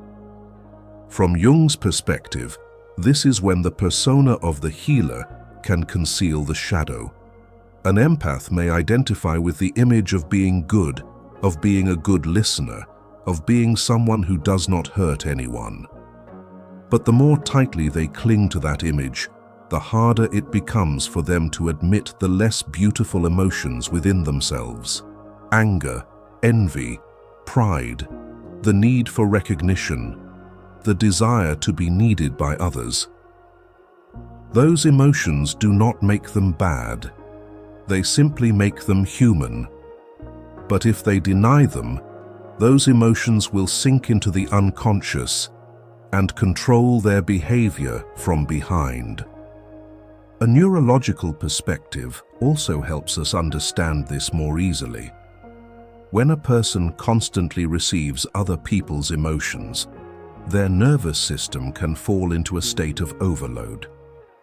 Empathy at that point is no longer a peaceful presence, but a form of heightened vigilance. They are always scanning the environment to see who is sad, who is angry, who needs them, and who might be disappointed in them. Over time, the nervous system can no longer distinguish between love and alarm. And when the body is overloaded, even a gentle person can become cold, sharp, defensive, or quietly resentful toward the people they once tried to help. The shadow of the empath can be imagined as the underside of an iceberg. The part above the water is gentleness, the ability to listen, compassion, sensitivity. That is the part others see and love. But beneath the water are much larger masses of ice. The fear of abandonment, anger at not being reciprocated, the feeling that they must be useful in order to be worthy of love, the desire to be recognized as a deep person. If we only look at the part above the surface, we may call them a beautiful soul. But if we ignore what lies beneath, their inner ship may crash into it at any moment. The most dangerous thing is that empaths are often very skilled at covering their shadow with moral language. They may say, "I only want what is best for them," when in truth, they are trying to control the outcome. They may say, "I am not angry," when deep inside, a great deal of resentment has already accumulated. They may say, "I am fine alone," when in truth, they are afraid of being seen as needy. They may say, "I do not need anyone," when in truth, their heart still longs to be understood, but pride will not allow them to admit it. The shadow often does not enter our lives wearing a strange face. It often wears the very clothing we still call virtue. An empath who has not seen their own shadow can become very hard to approach. They can read other people's emotions, but do not allow others the right to be wrong. They easily recognize a lack of authenticity, but fail to recognize the harshness within themselves. They say they want a deep connection, but when someone truly comes close, they withdraw out of fear of being hurt.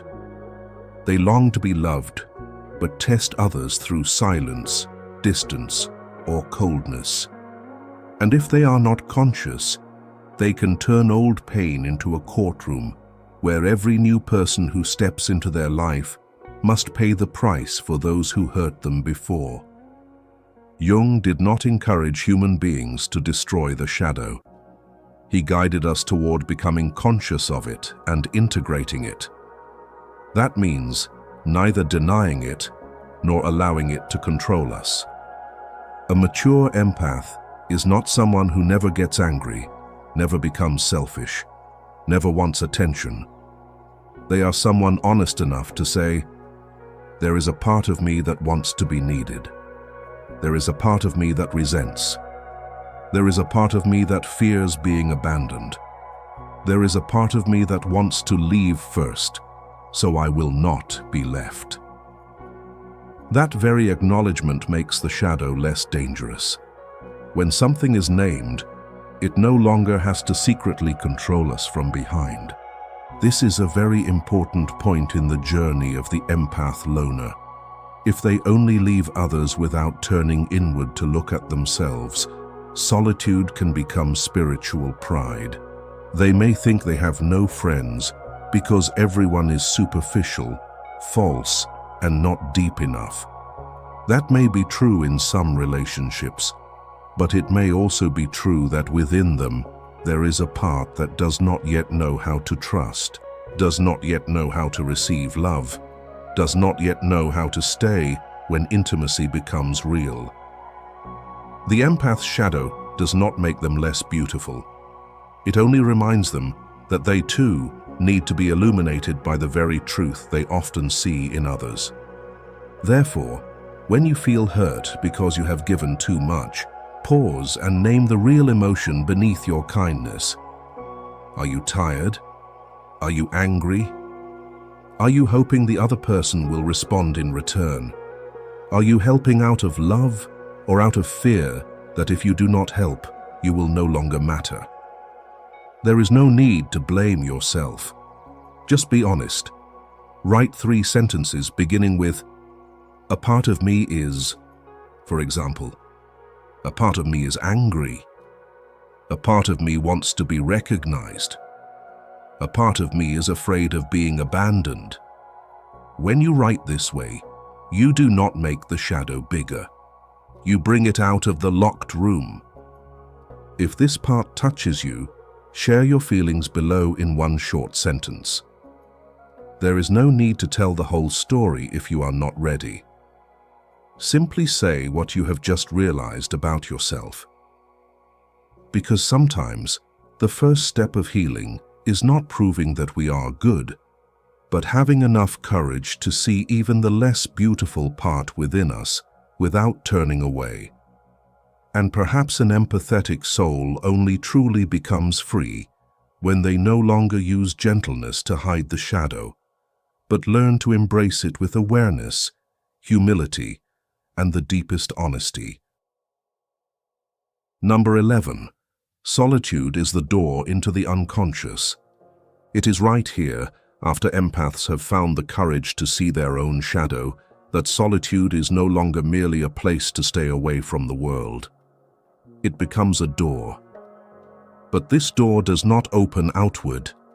It opens downward into the inner depths they usually avoid through work, messages, relationships, busyness, and the role of "I'm fine." When people are still in the middle of noise, they easily think they understand themselves. But in truth, they are only hearing the familiar sounds of the outer world. Only when they sit alone long enough, with no one left to rescue, no one left to please, no one else's story left to hold, does the empath begin to hear the voice buried deep within themselves. For an empath, solitude can be frightening at first, because when the voices of others are no longer there, what lies inside begins to rise. An old sadness, a memory that has never been understood, a feeling of emptiness that cannot be filled by busyness, an anger that has been pressed down for too long. This is precisely why many people fear being alone. Not because the room is too quiet, but because in that quietness, the unconscious begins to knock. And the unconscious does not knock with clear words. It knocks through dreams, through unease, through reactions that are too intense for a small event, through longings that cannot be named. In a training session on emotional management, I happened to meet Nick. He was the kind of person who appeared very calm on the outside. He spoke slowly, behaved politely, and always knew how to soften the atmosphere when others became tense. During a silent exercise that lasted 10 minutes, everyone was asked to sit still and observe the emotions present in their body.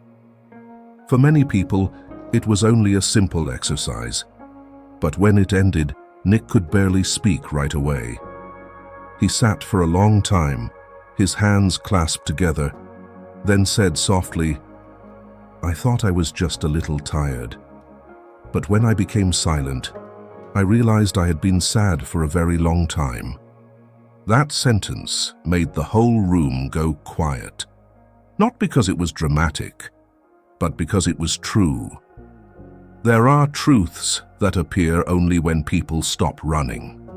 Nick said he had become used to being the stable one in every situation.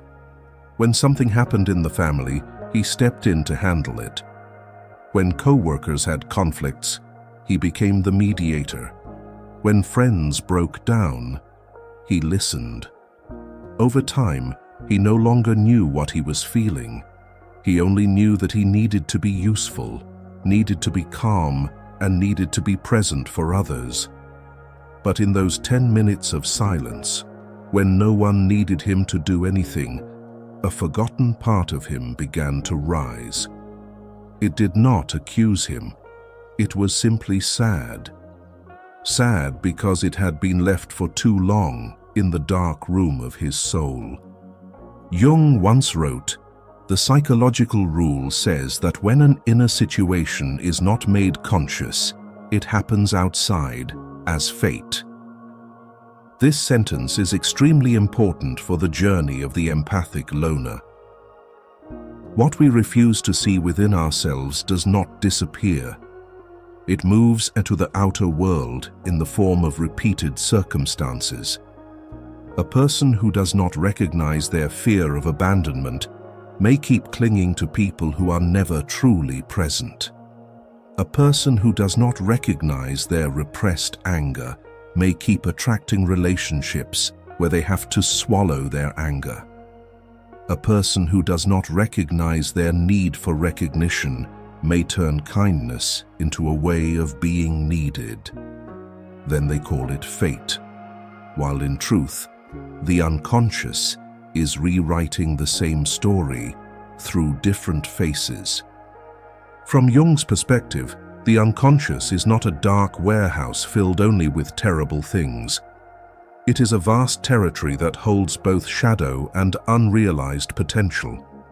It contains wounds, but also intuition. It contains fear, but also ancient wisdom. It contains parts of us that society, family, and even our own ego have pushed down because they do not fit the image we want to become. Empaths often live too long inside the emotional world of others, so they easily forget their own unconscious. They understand others very quickly, yet are slow to recognize what is quietly controlling them from within. Solitude is where the water begins to clear again. Imagine the human mind as an old well. During the day, people continuously lower buckets into it. Voices, expectations, responsibilities, praise, blame, and the pain of others. The surface is stirred, mud rises, and when we look down, we see nothing but cloudy ripples. But when no one lowers another bucket, when the well is allowed to be still for a while, the mud begins to settle. The surface becomes clear enough for us to see the bottom. The unconscious does not always need to be dug up violently. Sometimes, it simply needs us to stop stirring our lives with the noise of other people. Nick said that after that training session, he began spending 15 minutes every night sitting alone, without a phone, without music, without a book. At first he felt uncomfortable. He wanted to stand up, wanted to do something, wanted to message someone. But then he realized that this discomfort itself was the door. After a few weeks, he began to remember very old things. The first time he learned not to cry in front of his family. The first time he was praised for being strong. The first time he understood that if he did not become a support for others, perhaps he would not be loved as much. These were not merely memories. They were the map of his unconscious. And when the map appeared, he finally understood why, for so many years, he had kept choosing the role of the one who rescues. This is what solitude can do. It does not immediately heal a person, but it brings them to the door that needs to be opened. For the empathic loner, that door often leads to the deepest question. If I am no longer the listener, the helper, the understanding one, the one who is present for everyone, then who am I? This question may unsettle them, but it is also the beginning of freedom. Because when a person dares to step into the unconscious, they begin to reclaim the parts that have been forgotten. They no longer live merely as a reaction to other people's needs. They begin to live from their own center. Solitude, therefore, is not an escape from life. It is a sacred waiting room before we enter the most important meeting of all, the meeting with ourselves. Others may look in and think the empath is retreating, but in truth, they are going deeper. Down to where there are dreams that have not been interpreted, wounds that have not been named, desires that were once considered selfish, tears that were swallowed in order to maintain a calm appearance. And when they sit long enough with these things, they stop becoming blind fate. They become material for self-understanding. A simple practice for this part is to set aside a small, quiet space each day, just 5 to 10 minutes, to do nothing except listen inwardly. You do not need to force yourself to meditate perfectly. You do not need to try to reach a state of peace. Just sit down and write down 3 things that appear. 1 emotion, 1 image, 1 sentence repeating in your mind. Do this long enough and you will begin to see patterns. You will recognize what often pulls you back into an old fear, what makes you want to rescue others, and what makes it hard for you to say no. Solitude, then, is no longer an empty room. It becomes the key that opens the deeper floor where the unconscious is waiting to be heard. And from this door, the journey turns toward another path. Once the empath has heard the inner call, they can no longer continue living as the savior of everyone. Number 12. From savior to loyal to oneself. However, when empaths have passed through the door of solitude and begun to hear the voice from the unconscious, they can no longer keep living forever in the role of the savior. Because there is one truth that is very hard to accept. Sometimes, the constant desire to save others does not come only from kindness, but also from a wound that has not yet been seen. Empaths may think they are loving, helping, doing the right thing. But deep underneath, they may be trying to prove that they are worthy of love. They believe that if they are useful enough, patient enough, forgiving enough, no one will abandon them. And it is this belief that turns compassion into a soft rope, tying them to the pain of others, while also keeping them far away from themselves. Nick began to realize this after the training session on emotional management. When the first moments of silence made him feel the sadness that had been buried deep within, he no longer saw his role as the one who is always okay, as a simple virtue. He began to see behind it an old habit. Whenever someone was in chaos, he immediately stepped in to organize things. Whenever someone was in pain, he immediately tried to soothe it. Whenever a conversation risked becoming tense, he became the one carrying calmness for both people. Before, Nick thought this was maturity. Later, he understood that sometimes it was his way of avoiding a very childlike fear inside. If I am no longer needed, will I still be allowed to remain in the hearts of others? Jung once wrote, "Only what is really oneself has the power to heal." This sentence goes directly to the center of this part. A person cannot truly heal anyone through the mask of the savior, nor can they heal themselves if they continue living through a role that others recognize and reward. Healing does not come from always being strong, always having an answer, always being a support for everyone. It comes from returning to the truest part of oneself, including the exhausted, helpless, angry, frightened part that also needs to be held. For Jung, the path of becoming oneself is not becoming the most beautiful image in the eyes of society, but daring to reclaim the parts of the soul that have been traded away in order to be loved. According to Jung, the savior complex often does not appear as something bad. It wears the clothing of kindness. It speaks with the voice of sacrifice. It makes a person feel meaningful when others need them. But if we look deeper, we see a very subtle dependence within it. The one being saved depends on the rescuer, and the rescuer also depends on the feeling that they are saving someone. When no one needs them anymore, they feel empty.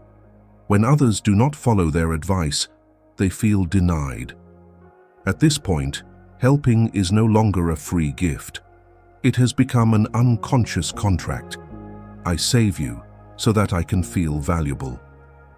Nick saw this in a very small situation. A close friend of his kept falling into the same romantic problem. Each time, Nick stayed up late listening, analyzing, advising, encouraging. But then that friend still returned to the same old choice. One night, Nick felt so angry that he wanted to say, "Why won't you listen to me?" And the moment that sentence appeared in his mind, he startled himself. He realized he was not only caring about his friend, he also wanted his friend to change in order to prove that his sacrifice had meaning. That was a deeply Jungian moment. The shadow was no longer being seen in someone else, but quietly appearing in the very hand reaching out to help. The role of the savior can be imagined as someone holding a lamp at the entrance of another person's cave. At first, that light is precious. It helps the person inside the cave see the way out. But if the one holding the lamp steps completely into the cave, lives there, breathes the same darkness as the other person, and forgets their own path, then the lamp is no longer help. It becomes shared entrapment. Empaths need to understand that they can illuminate a section of the road, but they cannot walk another person's journey for them. They can offer presence, but they cannot force a soul to awaken before its time. This is the transformation from savior to one who is loyal to themselves. It does not make empaths less kind. It makes their kindness cleaner. Before, they helped because they feared being abandoned, because they wanted to be needed, because they could not bear the feeling of disappointing others. Now, they learn to help from a freer place. If they can help without losing themselves, they help. If helping becomes self-betrayal, they stop. If someone needs to be heard, they can be there. But if that person repeatedly refuses responsibility for their own life, the empath no longer turns themselves into a crutch so that the other person can continue avoiding standing on their own. The hardest part of this transformation is guilt. Nick said that when he began saying, "I do not have enough strength to talk about this tonight," it felt as if he were betraying his old self. He feared being seen as uncaring. He feared others would think he was no longer deep. He feared losing the role he had used to define himself for so many years. But after several times, he realized something strange. A true friendship does not fall apart simply because he has limits. Truly mature people do not need him to be their savior. They only need him to be honest. And that honesty, though uncomfortable at first, makes relationships less distorted.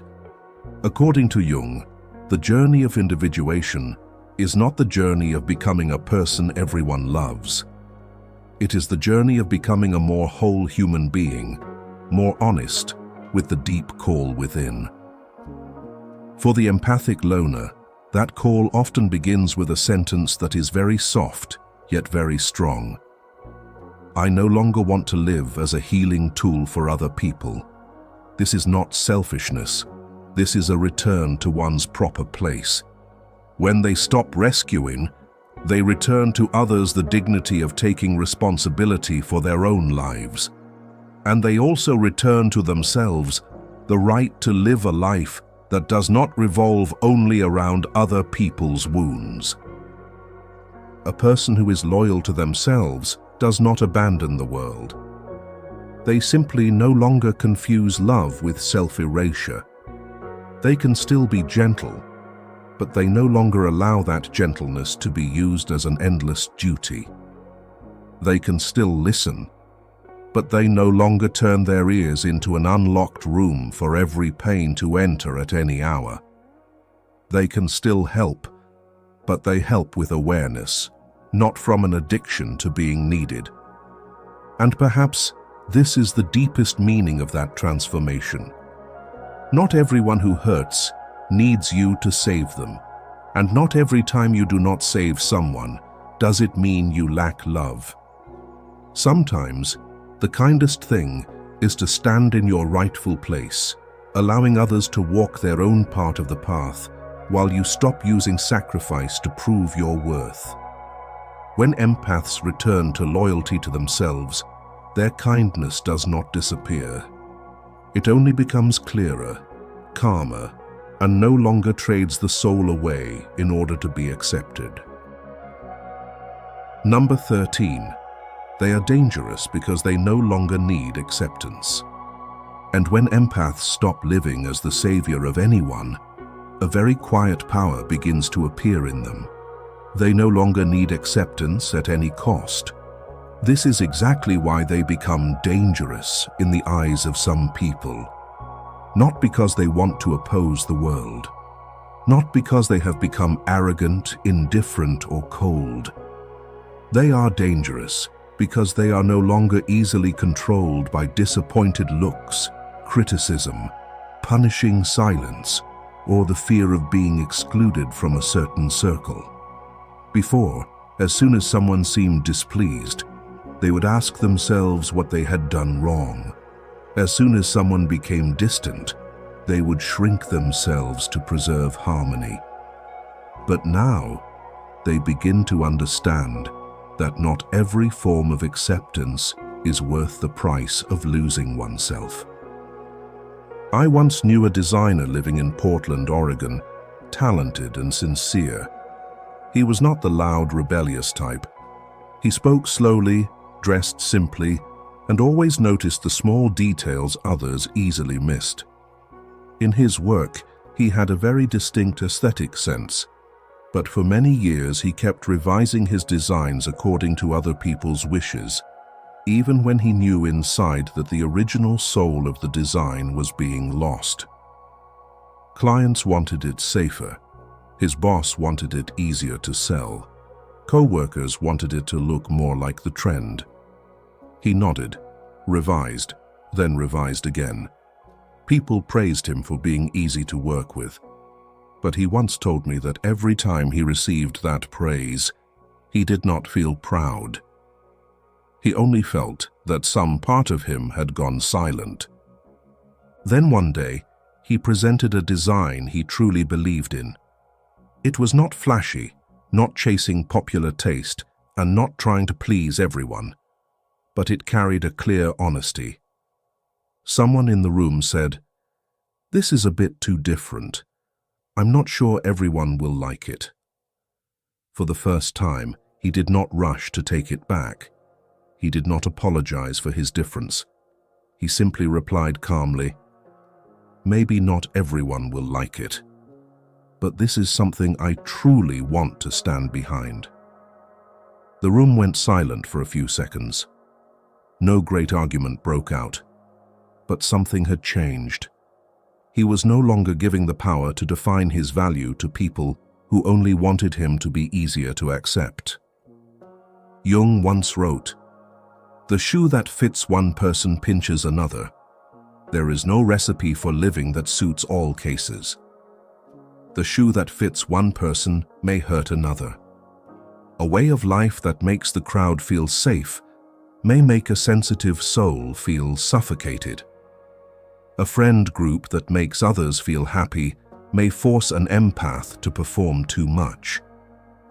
A kind of friendship society calls normal may be the place where the empath is constantly forced to soften their emotions, hide their intuition, swallow the truth, and smile at the right time so no one feels uncomfortable. When they understand this, they stop forcing their soul to wear a shoe that does not fit simply to be called well-adjusted." According to Carl Jung's psychology, the need for acceptance is closely tied to the persona, the social mask human beings use to adapt to life.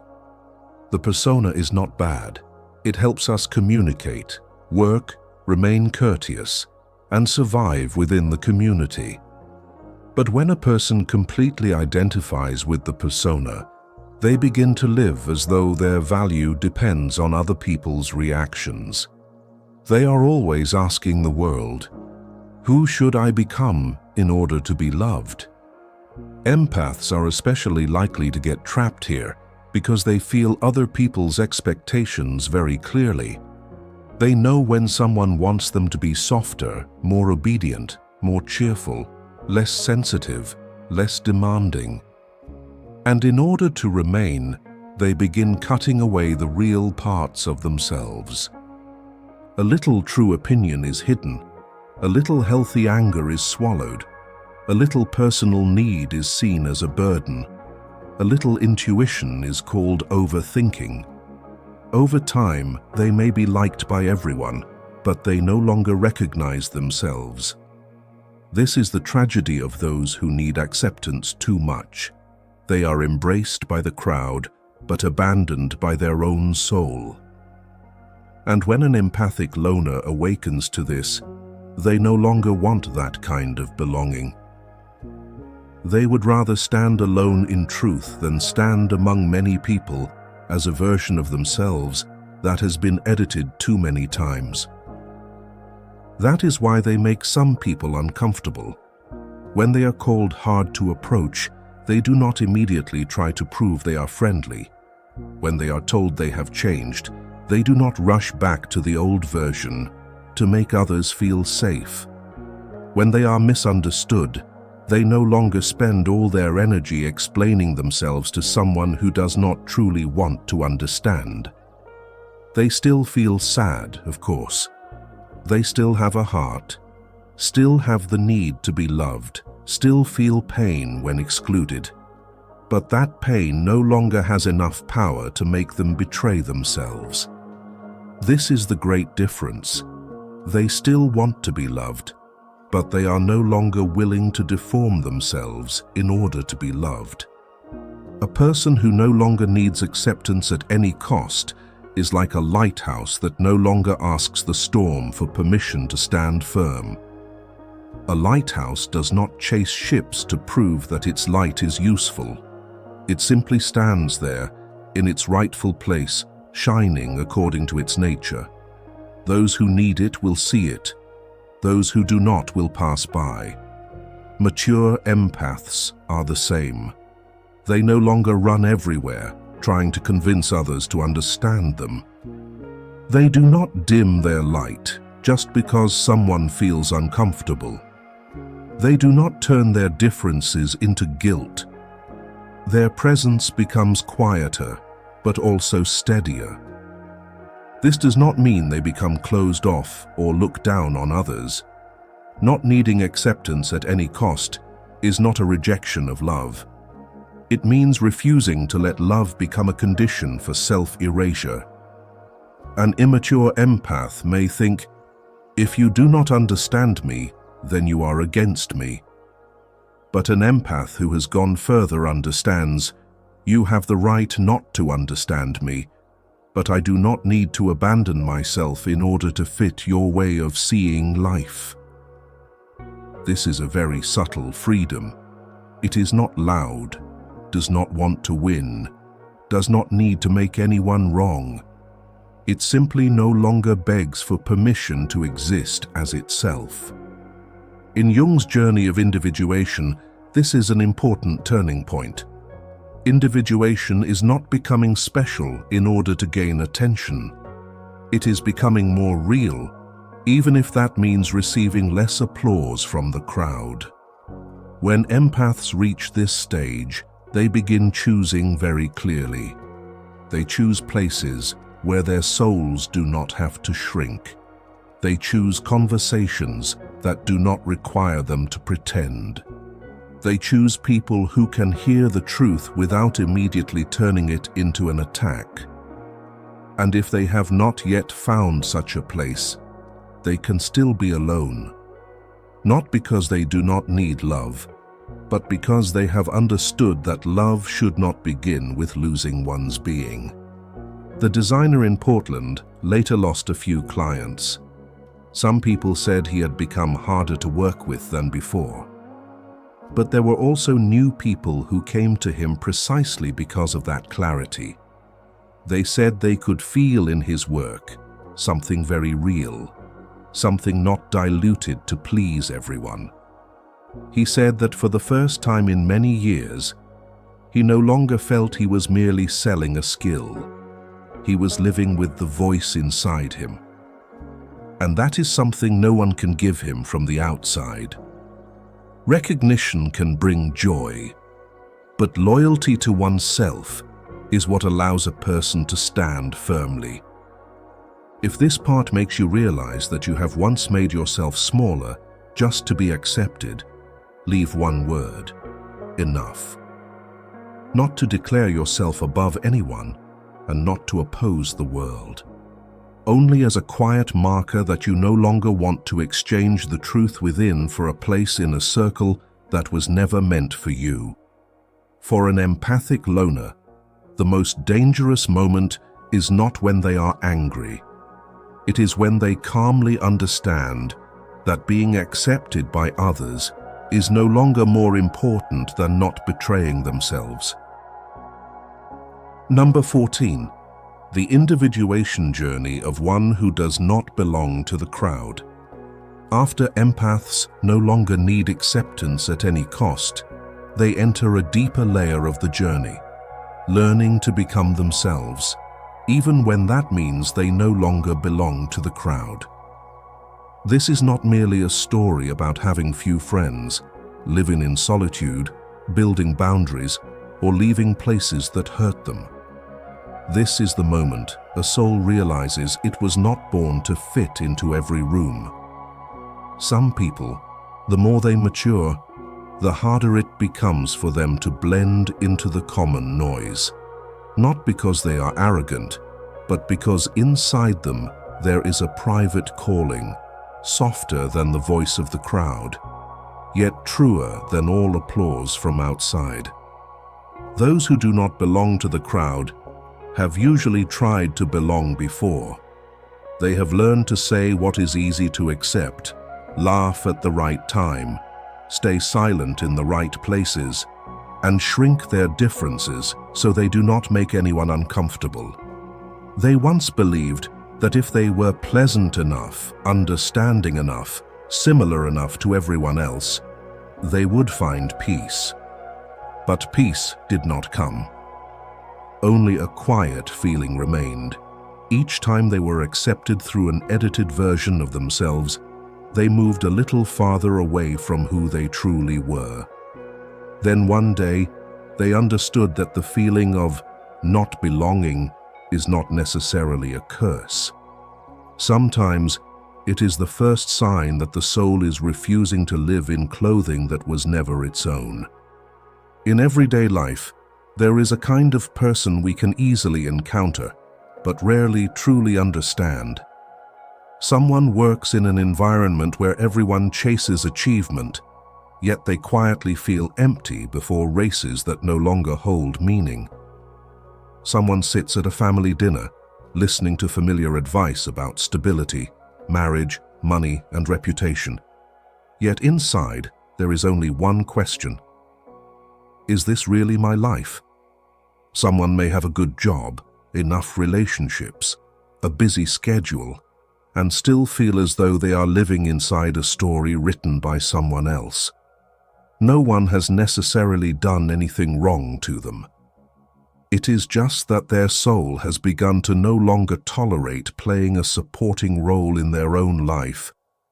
Jung once wrote, "The aim of individuation is nothing less than to divest the self of the false wrappings of the persona." This is the core of the individuation journey. Individuation is not becoming strange in order to be different.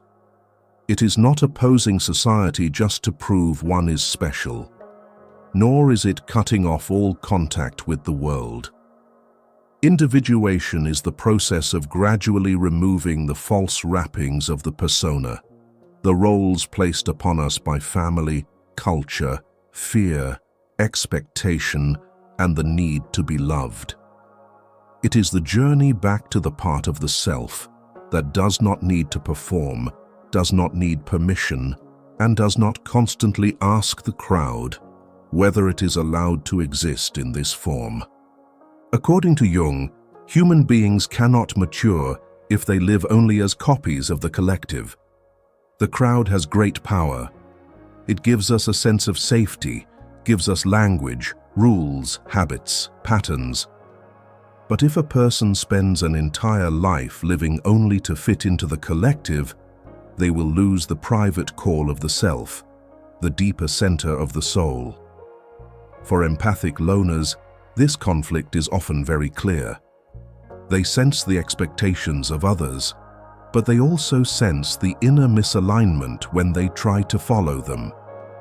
They know they may be loved more if they become easier to predict, invited more if they become less deep, seen as more normal if they stop asking questions that make others fall silent. But they also know the price of that. A life that looks stable on the outside, but slowly becomes hollow on the inside. The individuation journey is like a bird born inside a golden cage. From the outside, the cage does not look bad. It is beautiful, safe, full of food, praise, and familiarity. People look at it and say, "Why would you want to fly away? What is missing there?" But the issue is not whether the cage is beautiful. The issue is that wings were not born merely to look at the sky through bars. Empaths who do not belong to the crowd are the same. They do not leave patterns because that life is terrible.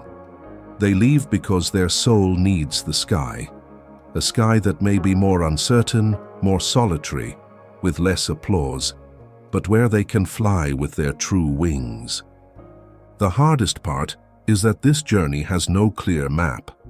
When we live according to the crowd, there are instructions prepared for us: what to study, what to do, whom to love, how to behave, what success looks like, what failure looks like. But when one steps into individuation, one must learn to hear a subtler kind of guidance. It is the feeling in the body when a choice makes you feel more alive. It is the quiet peace that comes from speaking the truth, even when no one applauds. It is the very real pain of leaving a familiar place that no longer nourishes the soul. It is the early loneliness of no longer following the common noise, but also the relief of finally no longer having to pretend. Those who do not belong to the crowd do not necessarily live alone forever. What they seek is not absolute separation, but a different kind of belonging. Belonging to themselves first, and then to others. When a person does not yet belong to themselves, they will seek the crowd as a shelter. They need constant validation in order to feel valuable. But once individuation has begun, they no longer use the crowd to fill an inner emptiness. They can enter relationships without losing their center. They can love without erasing themselves. They can participate in life without allowing collective life to swallow their own voice. And this is the quiet beauty of the empathic loner at this stage. They are no longer solitary in the sense of being left behind. They are solitary in the sense of returning. Silence is no longer where they hide from the world, but where they listen to the deepest call of the self. They no longer see difference as a flaw to be corrected. They begin to understand that some souls are not made to dissolve into the crowd, but to remind the crowd that every human being has a path of their own to walk. No one can individuate for you. No one can live truthfully for you. No one can enter the center of your soul and sign your choices on your behalf. Therefore, the destination of this journey is not to become someone everyone understands. There may still be people who call them hard to approach. There may still be people who think they are too sensitive, too deep, too different, too hard to grasp. But that no longer shakes them the way it once did, because they have understood that the goal is not to be correctly explained by the crowd. The goal is to live in such a way that when they are alone, they no longer feel like a stranger to themselves. That is the quiet victory of individuation. Not standing above anyone, not separating from humanity, but becoming a more real human being, fuller, with light, with shadow, with love, with boundaries, with compassion, and with an unbribable loyalty to one's own soul. After all, The journey of the empathic loner is not a fight against friends, society, or the crowd. It is the journey of returning to the truest thing within oneself. You do not need to belong everywhere to prove that you are worthy. Sometimes, the very place where you do not belong is the place that awakens you. And when an empathic loner steps through that door, they are no longer someone without friends. They become someone who has found the deepest relationship of all. An honest relationship with their own being. When an empathic loner keeps very few friends, it is not necessarily a sign of failure in connection. Sometimes, it is the sign of a soul that has gone through enough collisions to understand that not every crowded place is a place of belonging.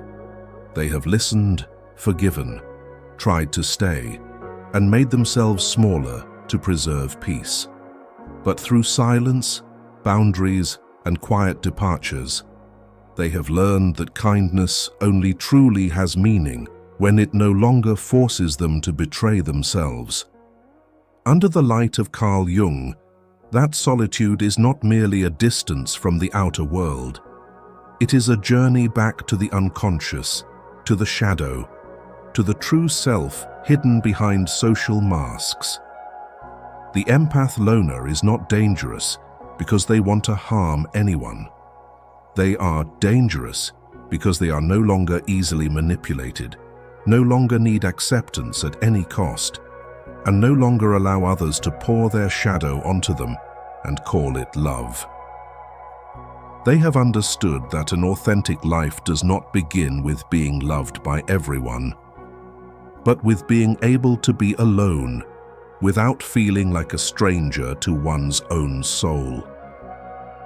And if you recognize yourself in this journey, remember this: you do not need to apologize for becoming quieter, more selective, more profound.